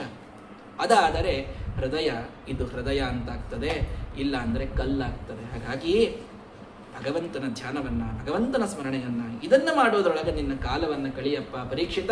ನಿನ್ನ ಜೀವನ ಸಾರ್ಥಕ. ಆತ್ಮಜಾಯ ಸುತಾಗಾರ ಪಶುದ್ರವಿಣ ಬಂಧುಷು ರಾಜ್ಯೇ ಚಾವಿಕಲೆ ನಿತ್ಯ ನಿರೂಢಾಂ ಮಮತಾಂ ಜಹೌ. ಇಂಥ ಶುಕಾಚಾರ್ಯರ ಉಪದೇಶ ಕೇಳಿ ತನ್ನ ಮಕ್ಕಳೊಳಗೆ, ತನ್ನ ಪಶುಗಳೊಳಗೆ, ತನ್ನ ರಾಜ್ಯದೊಳಗೆ, ಎಲ್ಲದರೊಳಗೆ ತನ್ನ ಸಂಪೂರ್ಣ ಮಮತೆಯನ್ನ ಒಂದೇ ಸ್ಕಂದದ 3 ಅಧ್ಯಾಯದೊಳಗೆ ತ್ಯಾಗ ಮಾಡಿಬಿಟ್ರು. ಯಾರು? ನಮ್ಮ ಪರೀಕ್ಷಿತ್ ಮಹಾರಾಜರು. ನಾವು ಇಡೀ ಭಾಗವತ್ 10 ಸಲ ಕೇಳಿದ್ರು ಮಾಡಂಗಿಲ್ಲ. ಇರಲಿ. ಸಮೀಚೀನಂ ವಚೋ ಬ್ರಹ್ಮನ್ ಸರ್ವಜ್ಞಸ್ಯ ತವಾನಘ ತಮೋ ವಿಶೀರ್ಯತೆ ಮಹ್ಯಂ ಹರೇ ಕಥಯತ ಕಥಾಃ ಹರಿಕಥೆಯನ್ನ ನಿಮ್ಮ ಬಾಯಿಯಿಂದ ಕೇಳಿದ್ರೆ ನನಗೊಳಗ ಅಜ್ಞಾನ ತಾನಾಗಿ ಹೋದಂಗ ಅನಸ್ಲಿಗತ್ತದ್ರಿ. ಯಥೇದಂ ಸೃಜತೆ ವಿಶ್ವಂ ದುರ್ವಿಭಾವ್ಯ ಮಧೀಶ್ವರೈಹಿ. ನಮ್ಮ ಭಗವಂತ ಹೆಂಗ್ ಇದನ್ನು ಸೃಷ್ಟಿ ಮಾಡ್ತಾನ, ಹೆಂಗ್ ರಕ್ಷಣೆ ಮಾಡ್ತಾನ, ಏನ್ ಶಕ್ತಿಯನ್ನು ತಾನು ತಗೊಂಡು ಪ್ರಳಯವನ್ನ ಮಾಡ್ತಾನ ನನಗೆ ಹೇಳ್ರಲ್ಲ. ವಿಚಿಕಿತ್ಸಿತಮೇತನ್ಮೇ ಬ್ರವೀತು ಭಗವಾನ್ ಯಥ ಶಬ್ದಂ ಬ್ರಹ್ಮಣಿ ನಿಷ್ಣಾತಃ ಪರಸ್ಮಿಂಶ್ಚ ಭವಾನ್ ಖಲು. ವೇದದಲ್ಲಿ ಪುರಾಣಗಳಲ್ಲಿ ನಿಷ್ಣಾತರಾದಂಥ ನಿಮ್ಮಂಥ ಮಹಾನುಭಾವರು ನನಗೆ ಉಪದೇಶ ಮಾಡಿದರೆ ನನ್ನ ಉದ್ಧಾರ ಆಗ್ತದೆ. ಸ್ವಾಮಿ ನೀವು ಹೇಳ್ರಿ, ಭಗವಂತನ ಮಹಿಮಾ ಹೇಳಬೇಕು. ನಮ್ಮ ಶುಕಾಚಾರ್ಯ ಒಂದು ನಿಮಿಷ ನಿಂತುಬಿಟ್ರು, ತಡಿ ದೇವರ ಸ್ಮರಣ ಮೊದಲು ನಾ ಮಾಡ್ತೀನಿ, ಆಮೇಲೆ ನಿನಗೆ ಹೇಳಲಿಕ್ಕೆ. ಅದ್ಭುತವಾದ ಸ್ತೋತ್ರವನ್ನು ಮಾಡ್ತಾರೆ. ನಮಃ ಪರಸ್ಮೈ ಪುರುಷಾಯ ಭೂಯಸೆ ಸದುದ್ಭವ ಸ್ಥಾನ ನಿರೋಧ ಲೀಲಯ ಗ್ರಹೀತ ಶಕ್ತಿ ತ್ರಿತಯಾಯ ದೇಹಿನಾಂ ಅಂತರ್ಧ್ರುವಾಯಾನುಪಲಭ್ಯ ವರ್ತಮನೆ. ಶುಕಾಚಾರ್ಯರ ಒಂದೊಂದು ಆ ಸ್ತೋತ್ರದೊಳಗಿನ ಶ್ಲೋಕವನ್ನು ಎಕ್ಸ್ಪ್ಲೇನ್ ಮಾಡ್ಲಿಕ್ಕೆ ಒಂದು ದಿವಸ ಬೇಕು, ಅಷ್ಟದ್ಭುತವಾದ ಸ್ತೋತ್ರ. ಭಗವಂತ ಇಡೀ ಜಗತ್ತು, ಸತ್ಯವಾದ ಜಗತ್ತಿನ ಉದ್ಭವ ಸ್ಥಾನ ನಿರೋಧ, ಆ ಸೃಷ್ಟಿ ಸ್ಥಿತಿ ಲಯ ಎಲ್ಲವನ್ನ ಮಾಡಲಿಕ್ಕೆ 3 ಶಕ್ತಿಗಳು, ಇಚ್ಛಾಶಕ್ತಿ, ಜ್ಞಾನಶಕ್ತಿ, ಕ್ರಿಯಾಶಕ್ತಿ ಅಂತ 3 ಶಕ್ತಿಗಳನ್ನು ಗ್ರಹಣ ಮಾಡಿ ಅಂತರ್ಧ್ರುವಾಯ ಅನುಪಲಭ್ಯ ವರ್ತನೆ, ದೇಹಿಗಳ ಒಳಗೇ ಇದ್ದರೂ ಅಂತರಾತ್ಮನಲ್ಲಿದ್ದರೂ ಕೂಡ ಅವರಿಗೆ ಸಿಗದಂತೆ ಇರತಕ್ಕಂಥ ನಿನಗೆ ಹೇ ಭಗವಂತ ನಮಸ್ಕಾರ. ಯತ್ ಕೀರ್ತನಂ ಯತ್ ಶ್ರವಣಂ ಯದೀಕ್ಷಣಂ ಯದ್ ವಂದನಂ ಯತ್ ಸ್ಮರಣಂ ಯದರ್ಹಣಂ ಲೋಕಸ್ಯ ಸದ್ಯೋ ವಿಧುನೋತಿ ಕಲ್ಮಷಂ ತಸ್ಮೈ ಸುಭದ್ರಶ್ರವಸೇ ನಮೋ ನಮಃ. ಯಾವನ ಕೀರ್ತನ, ಯಾವನ ಶ್ರವಣ, ಯಾವನನ್ನು ನೋಡೋದು, ಯಾವನಿಗೆ ನಮಸ್ಕಾರ ಮಾಡೋದು, ಯಾವನ ಪೂಜೆ, ಯಾವನ ಸ್ಮರಣ ಮನಸ್ಸಿನೊಳಗಿದ್ದ ದೇಹದೊಳಗಿದ್ದ ಒಂದೊಂದು ಪಾಪವನ್ನ ಸುಟ್ಟು ಹಾಕ್ತದೋ ಅಂತ ಹೇ ಭಗವಂತ ನಿನಗೆ ನಮಸ್ಕಾರ. ತಪಸ್ವಿನೋ ದಾನಪರ ಯಶಸ್ವಿನೋ ಮನಸ್ವಿನೋ ಮಂತ್ರವಿದಸ್ಸು ಮಂಗಲ ಕ್ಷೇಮಂ ನ ವಿಂದಂತಿ ವಿನಾಯ ದರ್ಪಣಂ ತಸ್ಮೈ ಸುಭದ್ರಶ್ರವಸೇ ನಮೋ ನಮಃ. ತಪಸ್ವಿಗಳು, ಯಶಸ್ವಿಗಳು, ಮನಸ್ವಿಗಳು, ಮಂತ್ರವನ್ನ ತಿಳಿದಂಥ ಮಹಾನುಭಾವರು ಎಲ್ಲರೂ ಕೂಡ ಯಾವೊಬ್ಬ ಭಗವಂತನ ಕುರಿತಾಗಿ ಅವನ ಪ್ರೀತಿಗಾಗಿ ತಮ್ಮ ಎಲ್ಲ ಕರ್ಮಗಳನ್ನು ಮಾಡ್ತಾರೋ ಅಂಥ ಹೇ ಭಗವಂತ ನಿನಗೆ ನಮಸ್ಕಾರ. ಅದ್ಭುತವಾದಂತಹ ಭಗವಂತನ ನಾಮವನ್ನು ಗ್ರಹಣ ಮಾಡಿದರೆ ಎಂತಹ ಪಾಪಿಷ್ಟರೂ ಕೂಡ ಭಗವಂತನನ್ನು ಪಡೆಯಲಿಕ್ಕೆ ಸಾಧ್ಯವಾಗ್ತದೆ. ವಿಚಾರದಿಂದ ಹುಟ್ಟಿದಂಥವರು ಕೆಲವರು, ಸಂಕರಗಳಿಂದ ಹುಟ್ಟಿದಂಥವರು ಕೆಲವರು, ಅವರೆಲ್ಲರ ಬೇರೆ ಬೇರೆ ರೀತಿ ನೀತಿಗಳನ್ನು ನಮಗೆ ಭಾಗವತ ತಿಳಿಸಿಕೊಡ್ತದೆ. ಅಂಥವರೆಲ್ಲರೂ ಕೂಡ ಭಗವಂತನ ಧ್ಯಾನದಿಂದ ಅವರು ಶುದ್ಧರಾಗ್ತಾರೆ. ಭಗವಂತನ ಧ್ಯಾನ ಎಂಥ ಪಾಪಿಷ್ಟನನ್ನು ಶುದ್ಧನನ್ನಾಗಿ ಮಾಡುತ್ತದೆ.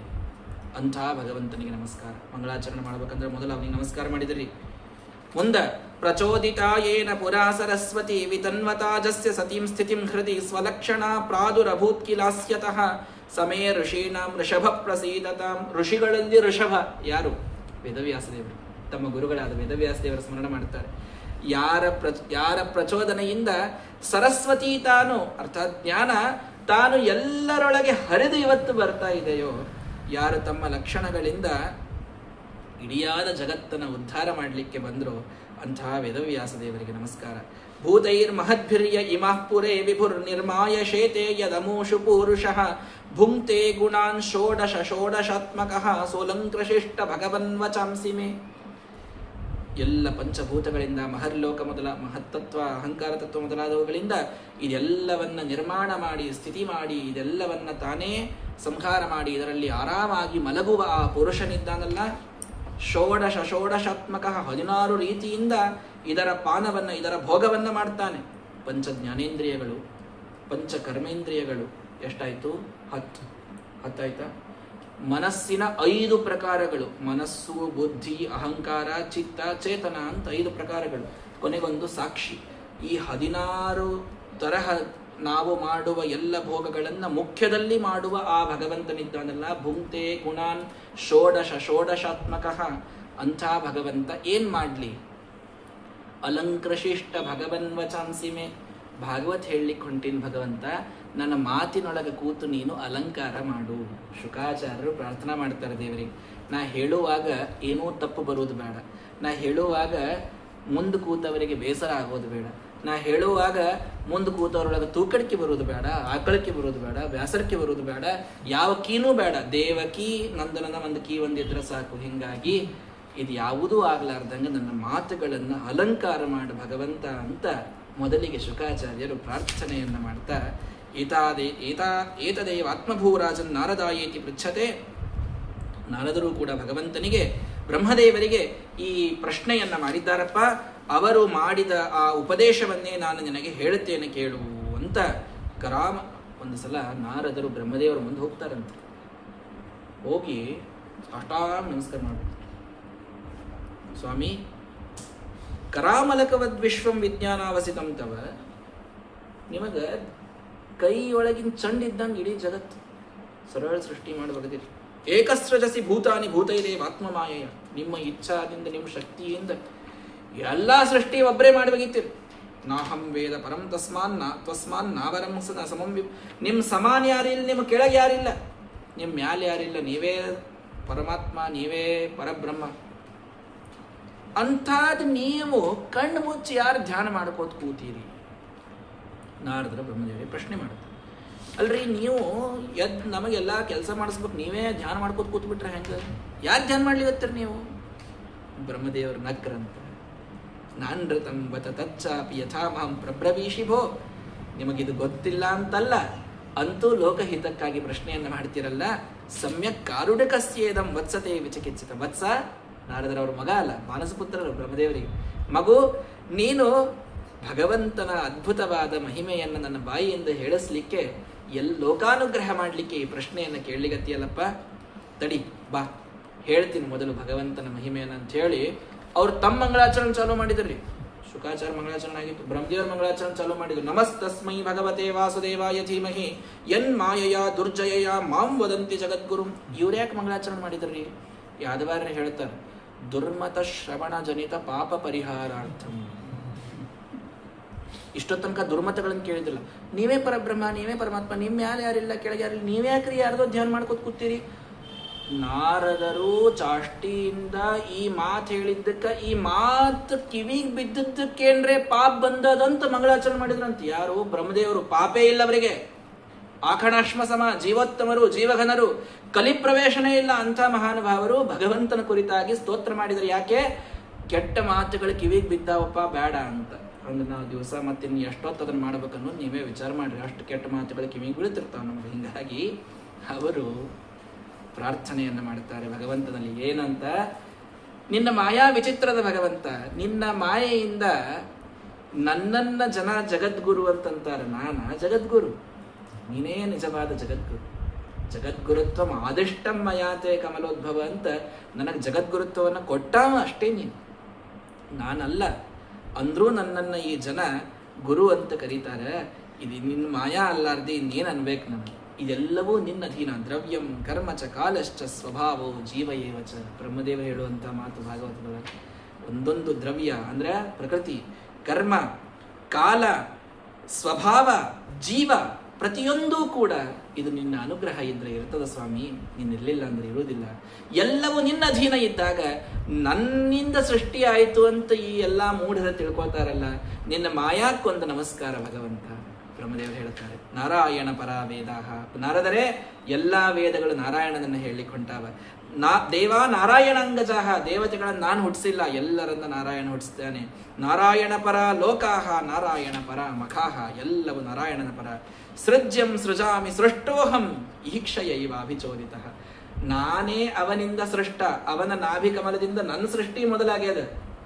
ಇನ್ನು ಅವನಿಂದ ಚೋದಿತನಾಗಿ, ಅವನಿಂದ ಪ್ರೇರಿತನಾಗಿ ಅವನೇ ಸೃಷ್ಟಿ ಹೊರಗೆ ಮಾಡಿದ್ದನ್ನು ನಾನೀ ಬ್ರಹ್ಮಾಂಡದೊಳಗೆ ಸೃಷ್ಟಿ ಮಾಡ್ಲಿಕ್ಕೆ ಬಂದಾವಷ್ಟೇ ಹೊರತು ನನ್ನಿಂದ ಇದೇನೂ ನಡೆದಿಲ್ಲ. ಕಾರ್ಯ ಕಾರಣ ಕರ್ತೃತ್ವೇ ದ್ರವ್ಯ ಜ್ಞಾನ ಕ್ರಿಯಾಶ್ರಯ ಬದ್ಧಂತಿ ನಿತ್ಯದಾ ಮುಕ್ತಂ ಮಾಯಿನಂ ಪುರುಷಂ ಗುಣಃ. ಭಗವಂತ ತನ್ನ ಶಕ್ತಿಯಿಂದ ಇದೆಲ್ಲವನ್ನು ಮಾಡ್ತಾ ಇದ್ದಾನೆ. ಕಾಲಂ ಕರ್ಮ ಸ್ವಭಾವಂಚ ಮಾಯೇಶೋ ಮಾಯೆಯಾ ಸ್ವಯ. ತನ್ನ ಮಾಯೆ, ಮಾಯೆ ಅಂದ್ರೇನ್ರಿ? ಇಚ್ಛಾ ಅಂತ ಅರ್ಥ. ಮಾಯಾ ಅಂದ್ರೆ ಜಾದು ಅಲ್ಲ. ನಿನ್ನೆ ಹೇಳಿನ ನಾನು, ಜಾದು ಯಾವ ಮಾಡ್ತಾನಪ್ಪ? ಖರೇ ಸೃಷ್ಟಿ ಮಾಡ್ಲಿಕ್ಕೆ ಯಾವ ಶಕ್ತಿ ಇರಂಗಿಲ್ಲ, ಅವ ಜಾದು ಮಾಡಬೇಕು. ನಮ್ಮ ಭಗವಂತ ಯಾಕೆ ಜಾದು ಮಾಡಬೇಕು? ಖರೇ ಸೃಷ್ಟಿ ಮಾಡಲಿಕ್ಕೆ. ಯಚ್ಚಿಕೇತ ಸತ್ಯಮಿತ್ತನ್ ಅಮೋಘಂ. ವೇದ ಹೇಳ್ತದೆ, ಯಚ್ಚಿಕೇತ ಸತ್ಯಮಿತ್. ಏನೆಲ್ಲ ಸೃಷ್ಟಿ ಮಾಡಿದನೋ ಅದನ್ನು ಸತ್ಯವಾಗಿ ಮಾಡಿದ. ತನ್ನಮೋಘಂ, ಅದು ಯಾವುದೂ ಸುಳ್ಳಲ್ಲ. ವೇದ ಹೇಳ್ತದೆ ಭಗವಂತ ಮಾಡಿದ ಸೃಷ್ಟಿಯನ್ನು ಸುಳ್ಳು ಏನು ಅದ್ಭುತವಾದ ನದಿಗಳು, ಏನು ಪರ್ವತಗಳು, ಏನು ಒಂದೊಂದೊಂದೊಂದು ಪ್ರತಿಭೆ, ಎಲ್ಲವನ್ನು ಸುಳ್ಳು ಅಂತ ಹೇಳಿದರೆ ಭಗವಂತನ ಸೃಷ್ಟಿಯನ್ನು ಸುಳ್ಳಂದಂಗೆ ಆಗ್ತದಲ್ರಿ. ಸರ್ವಥಾ ಸುಳ್ಳಲ್ಲ. ಸತ್ಯವಾದ ಈ ಜಗತ್ತನ್ನು ಭಗವಂತ ತಾನು ಸೃಷ್ಟಿಯನ್ನ ಮಾಡ್ತಾನೆ. ಪ್ರಕೃತಿಯನ್ನು ತಾನು ಪ್ರಕೃತಿಂ ಸ್ವಾಂ ಅವಷ್ಟಭ್ಯ, ಪ್ರಕೃತಿಯನ್ನು ನಿಮಿತ್ತ ಮಾಡಿಕೊಳ್ತಾನೆ ಭಗವಂತ. ಪ್ರಕೃತಿಯನ್ನು ನಿಮಿತ್ತ ಮಾಡಿಕೊಂಡು ಮೊದಲು ಮಹತ್ತತ್ವದ ಸೃಷ್ಟಿಯನ್ನ ಮಾಡಿದ. ಸತ್ವ ರಜೋಗುಣ ತಮೋಗುಣಗಳಿಂದ ಕೂಡಿದ ಮಹತ್ತತ್ವದ ಸೃಷ್ಟಿಯನ್ನ ಮಾಡ್ತಾನೆ. ಆ ಮಹತ್ತತ್ವದ ತಮೋಗುಣದಿಂದ, ಪ್ರಧಾನವಾಗಿ ತಮೋಗುಣದಿಂದ ವಿಕಾರ ಮಾಡಿಕೊಂಡು ಅಹಂಕಾರ ತತ್ವದ ಸೃಷ್ಟಿಯನ್ನ ಭಗವಂತ ಮಾಡ್ತಾನೆ. ನೋಡ್ರಿ ದೇವರು ಹೆಂಗ್ ಸೃಷ್ಟಿ ಮಾಡಿದ. ನಾರಾಯಣ ಮೊಟ್ಟ ಮೊದಲು ತಾನು ತನ್ನ ರೂಪವನ್ನ, ಪೂರ್ಣ ಪ್ರಳಯ ಕಾಲದೊಳಗೆಲ್ಲ ಉಪಗೂನ ಆಗ್ಬಿಟ್ಟಿತ್ತು, ಏನಿದ್ದೇ ಇಲ್ಲ.